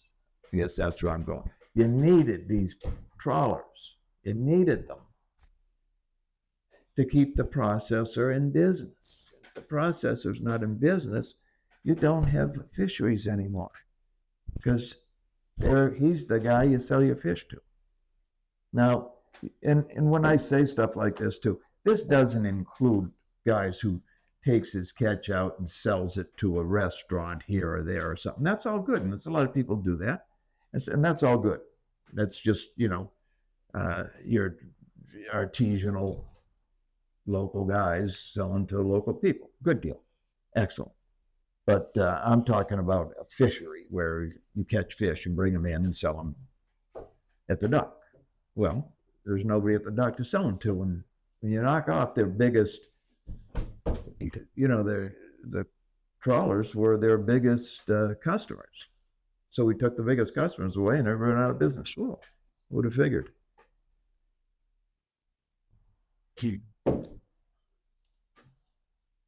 Yeah, they could, and all this stuff. I still have a lot of optimism because I'm optimistic because I know for a fact that somebody will be fishing these fish.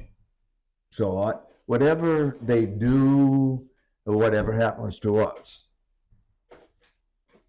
the fish aren't going anywhere. They're still there, right?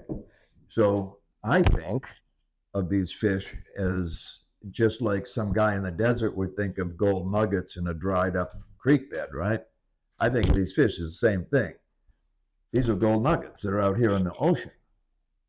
They're valuable. They're food. They have value. They're not only food, they're high quality protein of the highest degree. So it has a price tag. Human beings never let things with price tags sit for long, right? Somebody's gonna go get shit with a price tag on it. So I don't know what it will be, how it will be harvested. I know how we harvested. I thought it was a pretty good way to harvest, but we aren't going to be here. So whoever harvests it in the future probably will not be using the methods that we used in the past. Now, methods we did use in the past were very effective. They weren't. And we had them perfected to not catch birds, to not catch other species. So we have done immense work on all the gears that we used. And now if we're gone and they need to reinvent that gear sometime in the future, they're going to have to go back to ground zero and do it all over again. But again, it has value. Anything with value is going to be harvested. Just when and how are the questions, I suppose. And continuing that train of thought, do you think there's any hope for the continuance of the commercial industry here in Morro Bay? Like you said, the young guy got his. I always have hope. And I always have hope because I know, as I said, I'm 100% positive that those fish will be harvested. Now, I would like to think that they will be harvested by fishermen from Morro Bay. We can change this whole thing to be changed around if there is the will. Okay. So the will, and when I say if there is the will has to be shared by the people involved in the fisheries. The fishermen, the managers of the fisheries, and the processors.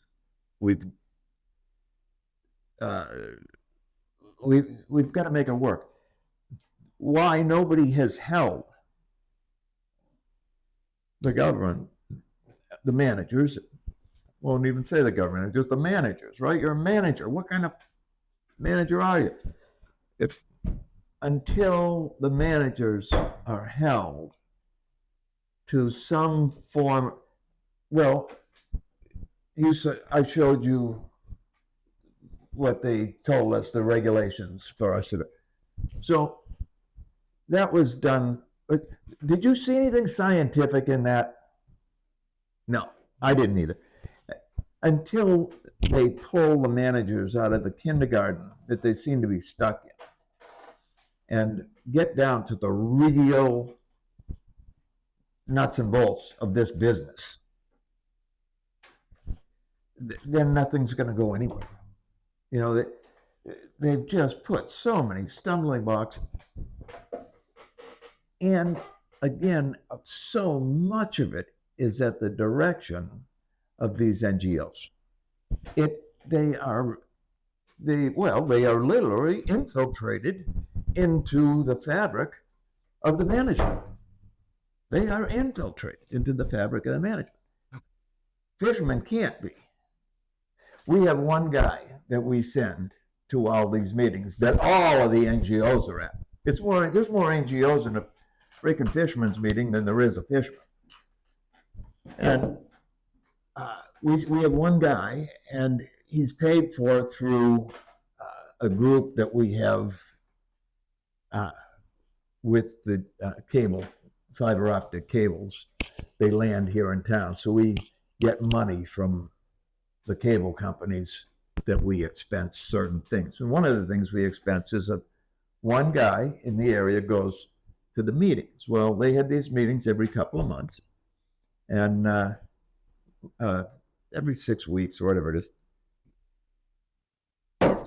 The meetings are in various places. So the meetings, Pacific Fisheries Management Council meetings, I'm talking about more explicitly, or we could even go to the California Department of Fish and Wildlife, their meetings. Either one, doesn't matter. Their administration is operated the same. So they find an area, might be like PFMC, might be Seattle, might be San Diego. So whenever they have the meeting, all through the year, if you're going to keep up with your industry, you fly to Seattle or San Diego or wherever. The meetings last 7 to 10 days. Oops. So the meetings are in hotels, so it makes it easy. It's in one of the more expensive hotels in the city. So you just book a week and a flight. And spend a week away from your job. You know, you've got your business here. So you fly here or there every few weeks at the most expensive hotels in the city, paying the most expensive prices for everything everywhere. If they're using our money, we don't have enough money to do it. So all these people sitting there are all on, they're for the government primarily. Government's paying them all. We're paying them. And they're making decisions on our life. But we can't afford to even be there. You know, so they got one in Seattle. I think the last one they had was in Seattle. So they'll have the next one in Santa Barbara. They'll have one they'll have one in Idaho. Fly up there next month. You know, oh, hey, just, you know, fuck the business. I'll just leave that thing here. Oh, and all the crew? Well, we'll just leave them. So they don't need money, right? Because when you go away for a week, when you're a fisherman, your crew doesn't get paid. He's sitting around the boat for a week with his thumb up his butt. And he gets no money. He gets nothing for the house. You know, he's got his rent and his family to support. You know, it's so freaking exasperating. So, yeah, so in order, and you know, and this actually happened. I had a lady who was the head lady. It was kind of funny. She was the head lady for California Department of Fish and Game, as it was back then. And she was, I can't think of her name now. She was, she was the head lady at the Pacific Fisheries Management Council, for the state of California. When she was beginning her career, she's retired now, lives in Texas, I think. When she was a little girl and started, she was on my boat as an observer. And so you can see through the years, she became the head lady. Her and I were talking in a hallway. I don't know where, I don't even remember where we were, but at one of the meetings. And she told me to remember, Jeremiah, if you're not, here,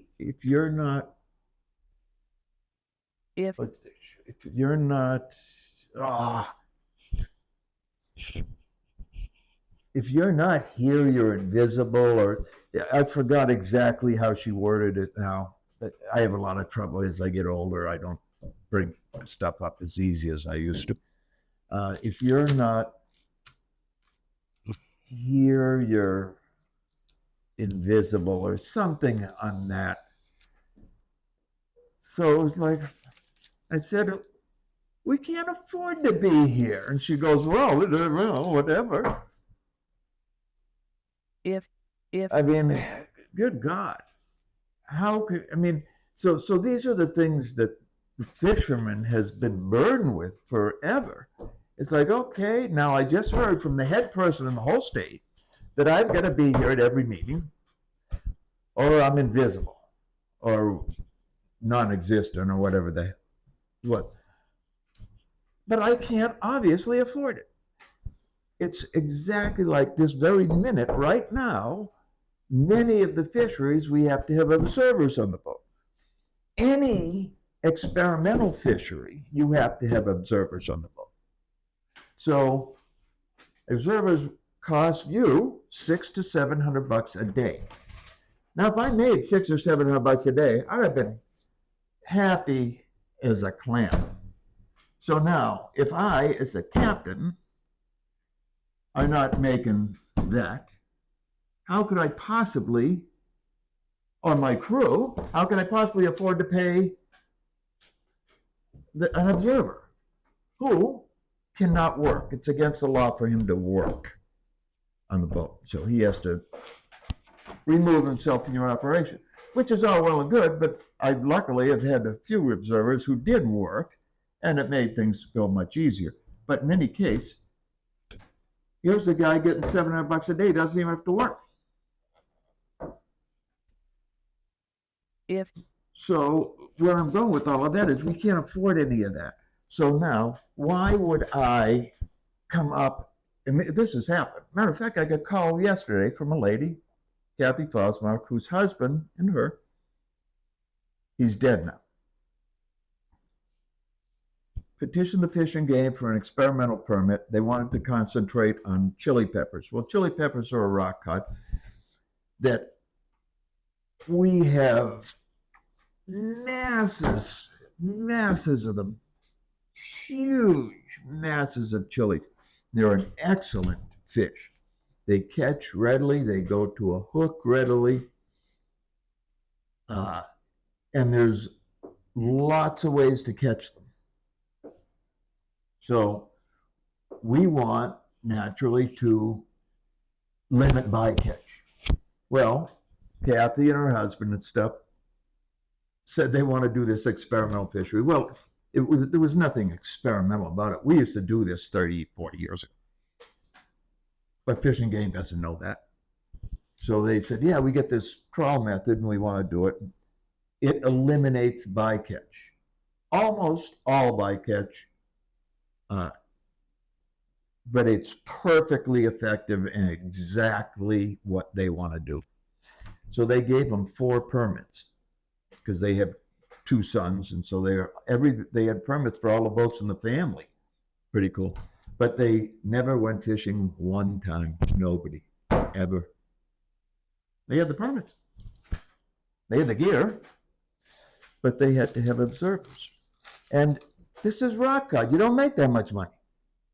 You don't make $700. If you walk home at the end of the day, when it's all said and done, and you get $700, you're done really well. But if you have to give that $700 to an observer, then you've done nothing. So then probably lay there in bed wondering why you should go to work today. Because your chances of making nothing, if, I mean, you will make nothing.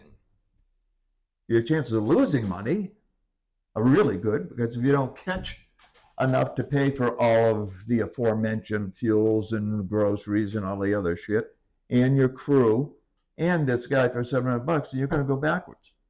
So they never even went to work. They never fished. So the point I'm trying to make is, why would any fisherman ever come up with or think about, why would we waste our thoughts at a better way to catch a particular fish, knowing that if I come up with a better way, I could hire an observer and I can't afford it. So fuck it. So all innovation, they have, as they've destroyed the fisheries, they even destroyed the innovation. There isn't even any innovation left. I mean, it's as they make these moves and know nothing about the fisheries or the people who are actually performing at our levels, they have no idea about the underlying effects. And it's, it's just caused us to be where we are today. And when were these like observers implemented? Was that recent? No, probably the late 90s, I think. Probably, let's see, probably around late 90s, maybe 2000. Probably around 2000. And they have them in some, it's typical government. Let me give you an example. It's typical government. It's so incredible. So probably 15 or more years ago, probably around 2005. I'm going to guess now. I could look up, probably find out the exact dates, but it doesn't really matter.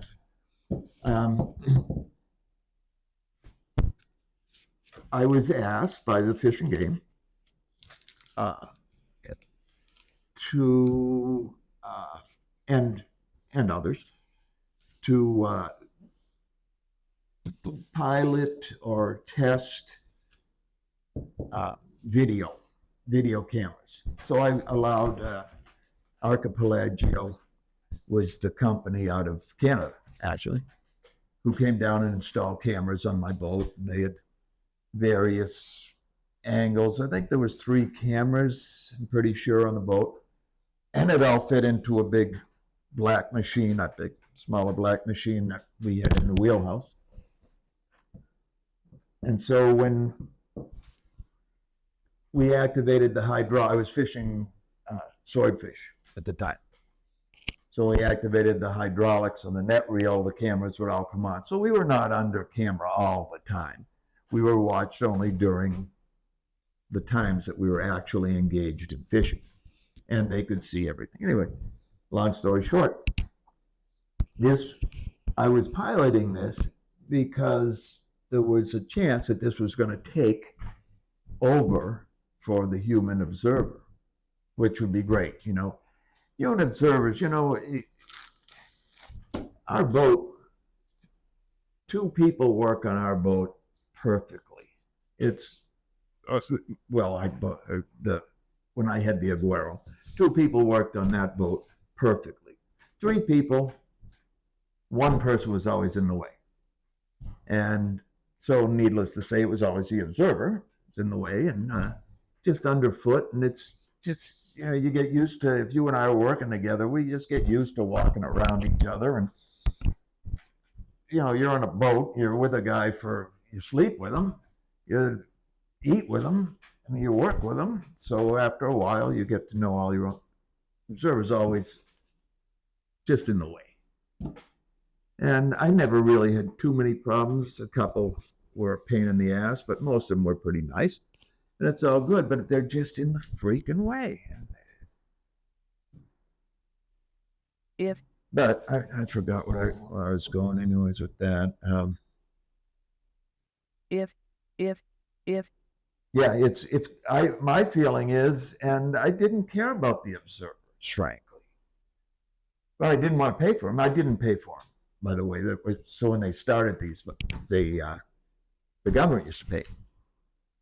But that changed here a few years ago, and they decided that fishermen need to pay. Well, my feeling, of course, is if you want to see what I'm doing,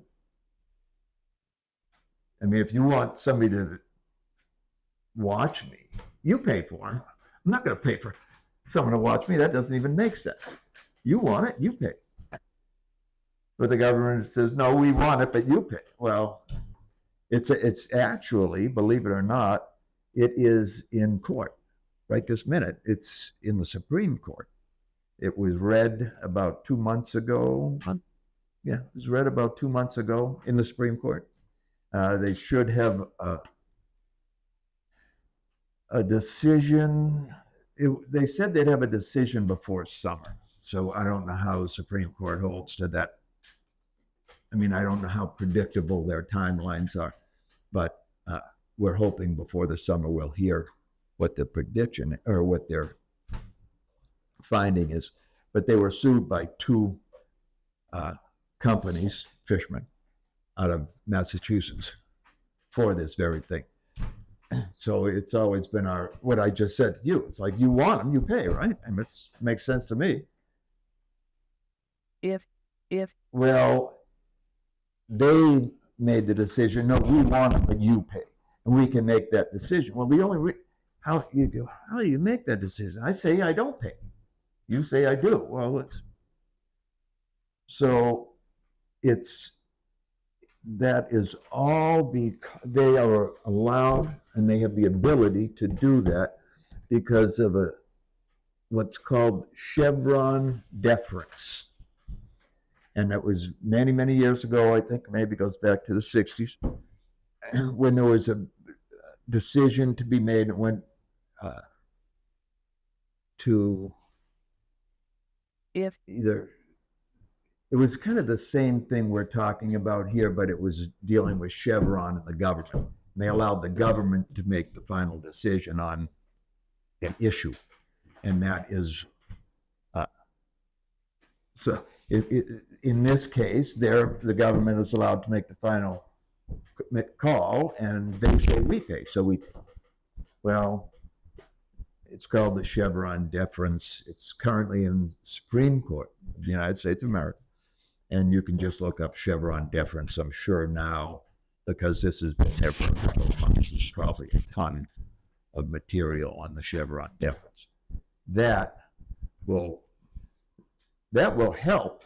That in itself will help change fishing in the United States of America. Just the fact, I mean, can you imagine if the guys that do have observers get a $700 a day raise?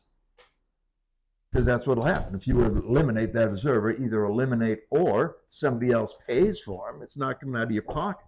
You might be able to put a couple bucks into the boat. You might be able to buy a new piece of electronics. You might be able to haul a boat out and take care of the bottom that you've wanted to do for so long. And when fishermen aren't making the proper amount of money, then you can go into various ports and look. You'll see the fleet deteriorating. You'll see boats going to shit and paint jobs that need painting and rust that needs unrusting and all this. That's a good sign of things aren't going well. When the fishermen are making money, the boats are bright and shiny, things are all oiled and greased and turning well and so forth. But yeah, it would be great if they get rid of that Chevron deference. Be a wonderful, wonderful thing for the whole fleet around the whole United States, everybody. And I guess things like that are kind of why you say fishermen are very defensive, or Oh, absolutely. Yeah, fishermen don't want to talk to anybody. I mean, we've been screwed and And people, and everybody's guilty. The even unknowingly, I think maybe it isn't. Even the news people. We nobody likes talking to the news people because they'll sit there and take 10 minutes, 15 minutes of pictures, just like you're doing here, and they'll pick out a couple of words or segments and they'll put you on the news and you say so. Well, if you're allowed to cherry pick out of context like that, you got to a point you never knew what the hell they might put something up there that you had no idea, not even close to your intentions. And next thing you know, you get phone calls all day and night from buddies going, "What the fuck are you talking about, you dumbass?" And so you get later about talking to anybody at all. But besides maybe talking to outsiders, what is like the fishing community once you're part of it? Like, is it especially here welcoming? Do they want more people joining the industry? Is there actually interest in joining the industry? Like, what is it? Just the community like?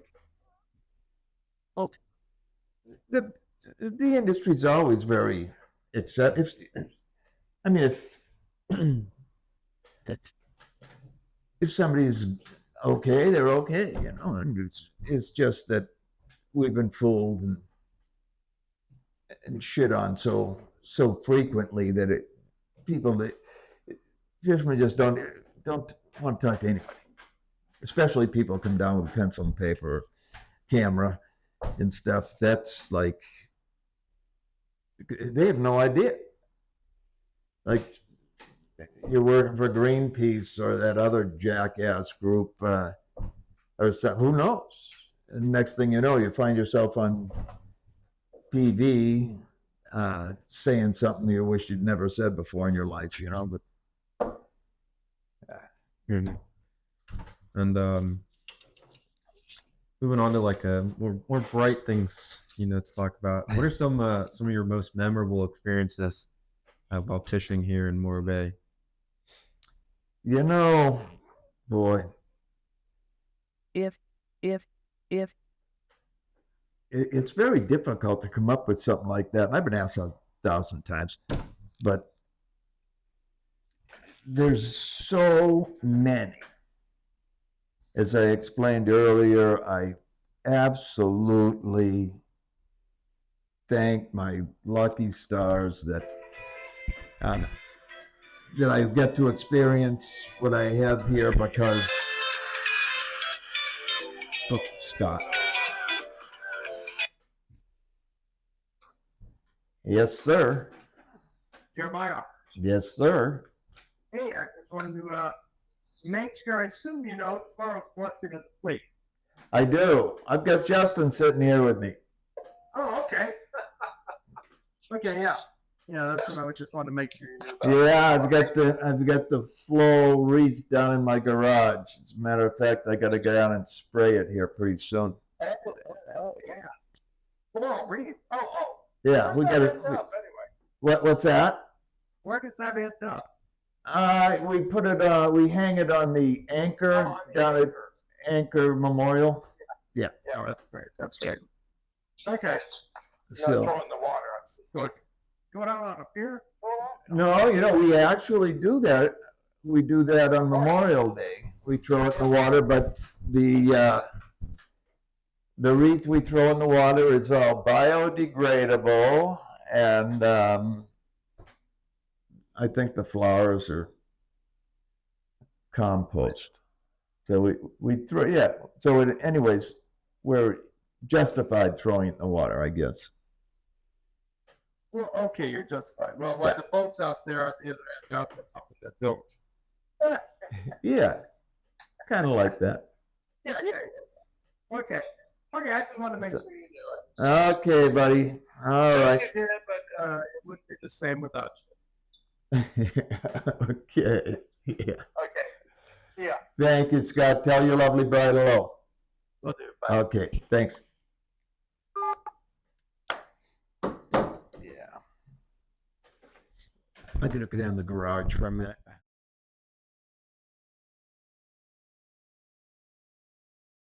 Any memorable experiences? Oh, there we are. Memorable covers a wide variety. Yeah, I don't. I guess there's just kind of so many. What would be memorable? if We had 3 whales sleeping on the boat one morning. We were drifting. Get up in the morning, and there's 3 whales laying up against the boat, laying on it. I mean, physically on, not on top of it, along the side of the boat. And yeah, so it was a large one on the boat itself, on the starboard bow, and there was 2 others, all 3 that are large, small, smaller, and so it was probably a male and a female and a youngster. But anyways, I get up, take a leak, and when you can smell their breath. They have a very, very distinctive breath. And you can't smell them because they're underwater, but you can smell their breath. And so I knew as soon as I took a breath that they were near, very, very near. Then all of a sudden I heard them breathe, realized they were, just feet away. So I went up to the bow, and they were, sure enough, there they were. So I went back inside, made coffee and everything. My crew got up. He went up to take a leak, and I told him, "Hey, Billy, they got 3 whales laying on the boat. It's still dark." And he said, "No, there's no way." So he went out. "No, there's no whales here, So, okay, well, good. They're off the boat, and that's cool. So we finished our coffee, and we went out. And before we leave, we usually reconnoiter, just walk around, look at everything, make sure things are all in their proper place and so forth. And the 3 whales, same 3, I'm sure, were leaning against the port corner. So all the way to the port side on the very, very back of the boat. And now we could not leap, because if I put it in gear, one of the tails, at least one of them, was hanging under the boat. So if I put it in gear, I might grind them up. So we had to stay, and we were making noise and doing all kinds of stuff. I think we even fired a gun a couple of times up in the air, and they don't care. And they stayed there until I felt like leaving. Matter of fact, we just stopped even trying and just poured another cup of coffee, relaxed, enjoyed it. So, but it was really cool, and we had a really good day of fishing. We were fishing salmon, and we absolutely killed them. So, but that was just one small thing. There's so many. Any storms you encountered? Yeah. There was a couple. Let's see. We had just bought the boat, Trudy and I. We just bought the boat, and we were up off of Morro Bay, and we were fishing swordfish. And we had an observer on the boat. His name was Dan. We still send Christmas cards to Dan. So anyways, it was supposed to blow the next day. It was going to blow 30, but we figured get the net. We had a net, you know, we're fishing swordfish with a net. So we figured we'd get the net up before it was going to blow and things would be fine. Well, it didn't work that way. The wind came up in the middle of the night. It was blowing 30 when we get up. So we start pulling net. Well, it was really blowing. We're taking them over. I mean, so when you pull a net, you're pulling your stern into the sea. Well, your stern is flat, and it's not a good surface for the sea to crash against. You become a breakwater kind of, and it's usually uncomfortable.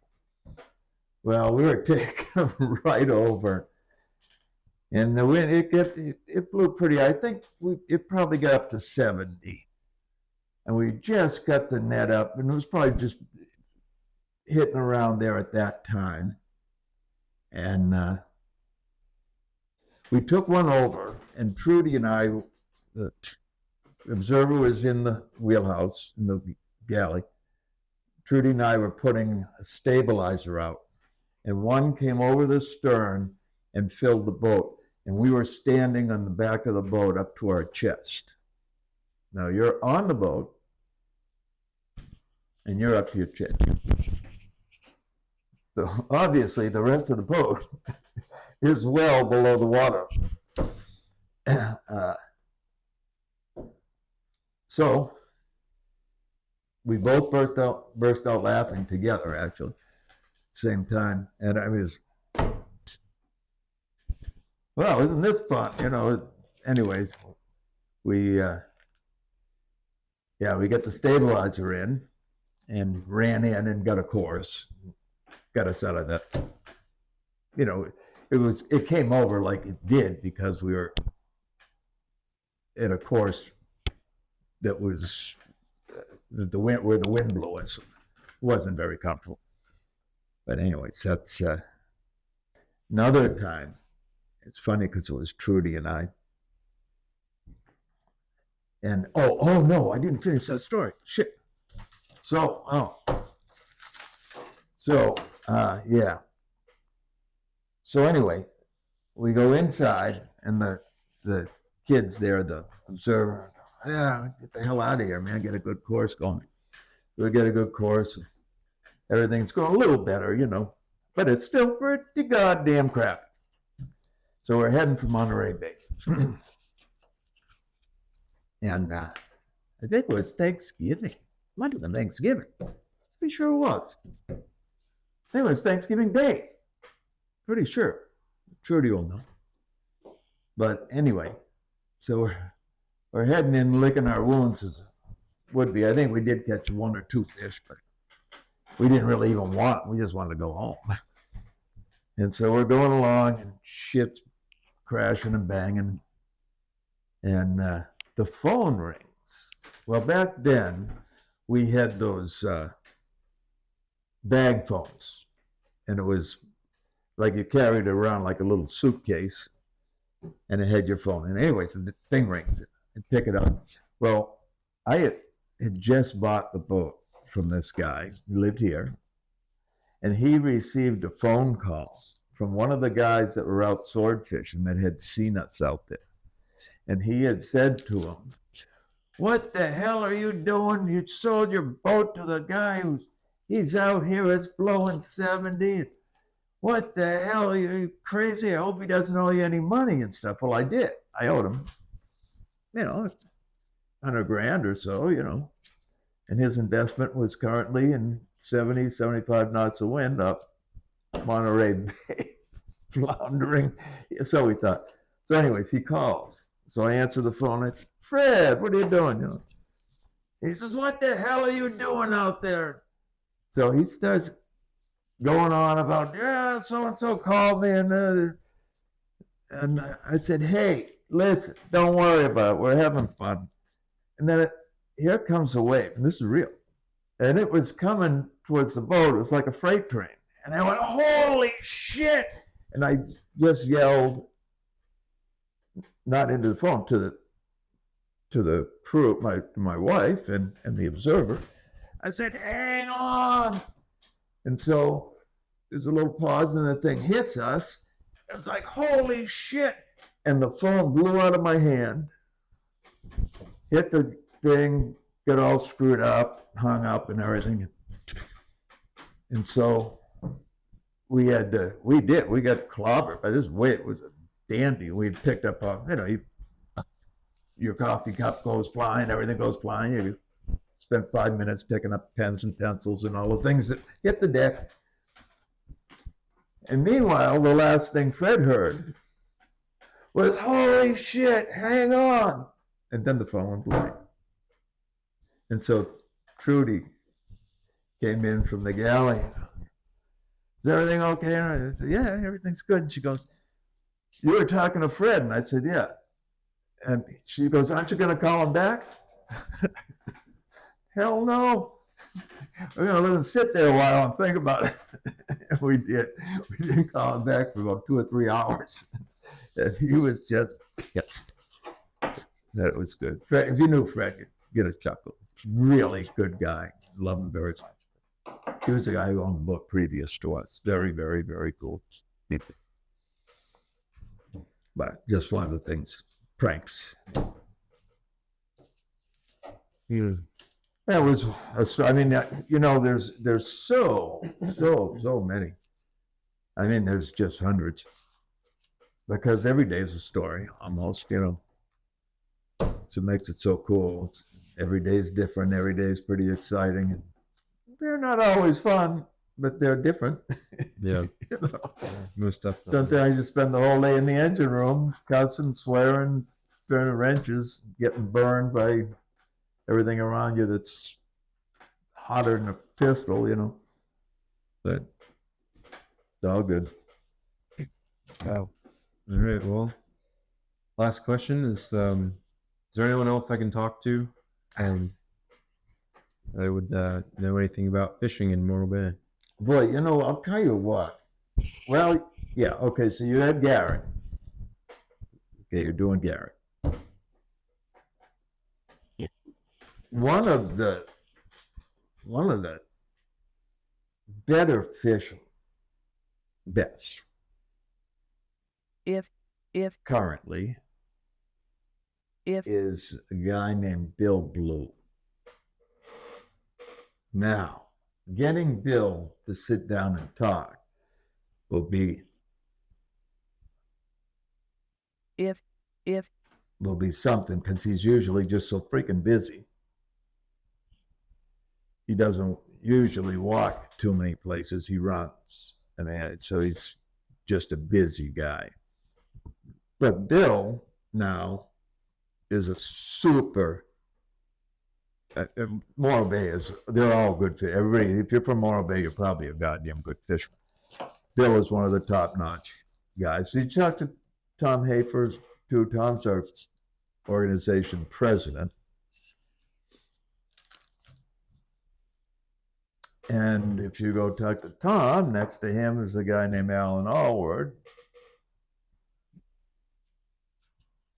And there's a lot of guys who do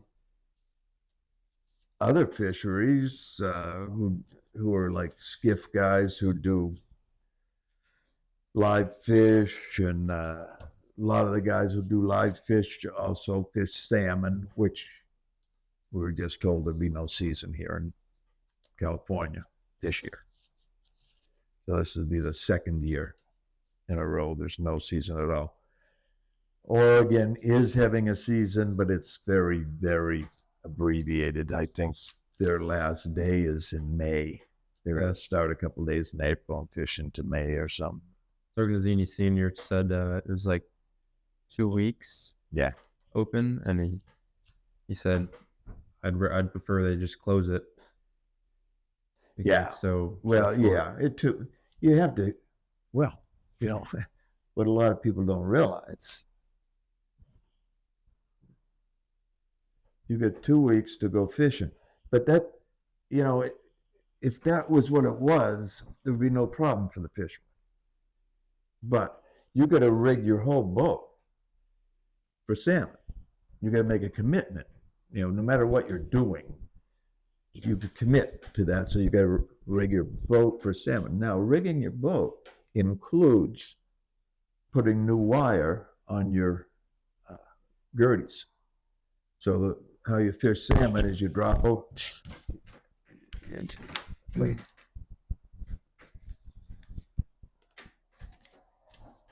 So how you fish salmon is you got gerties here. They're hydraulic pullers. And I was going to say, to Chapman. Well, whatever you want to. So the wire goes up here, it goes out on a pole on a tag line, and then it goes down to the bottom. So you might have 30 fathoms under the boat. So we always make sure you've got over 100 fathoms of wire. The best wire is 17 braid stainless. It's a really nice, fine stainless. It moves. It doesn't kink as easy, so forth and so on. Well, anyway, every year you put a new wire on it.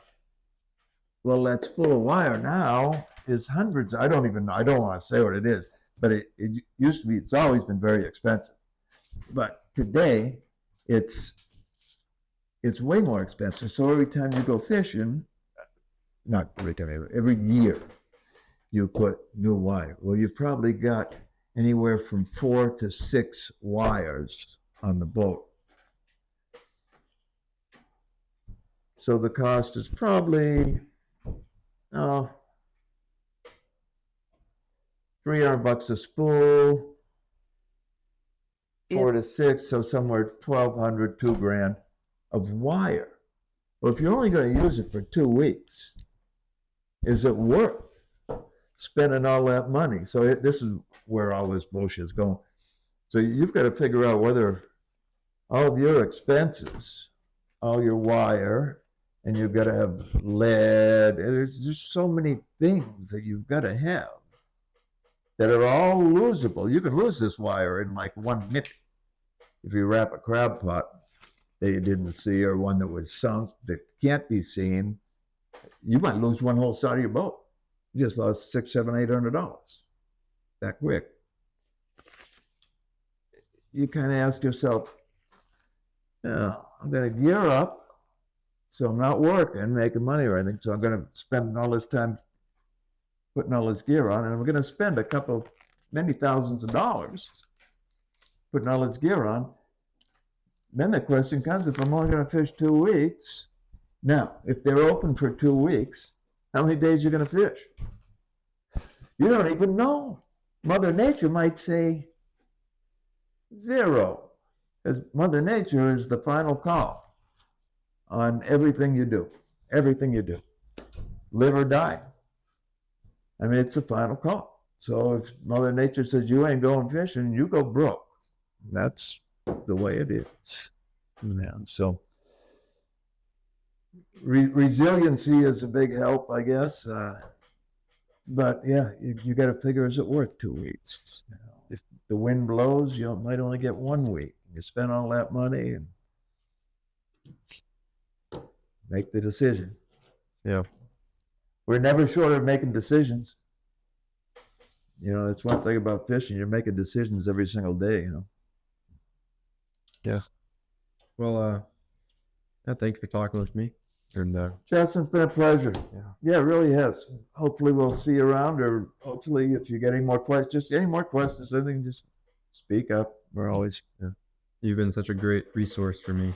Well, Getting I'm up happy someone's getting something out of some old fart.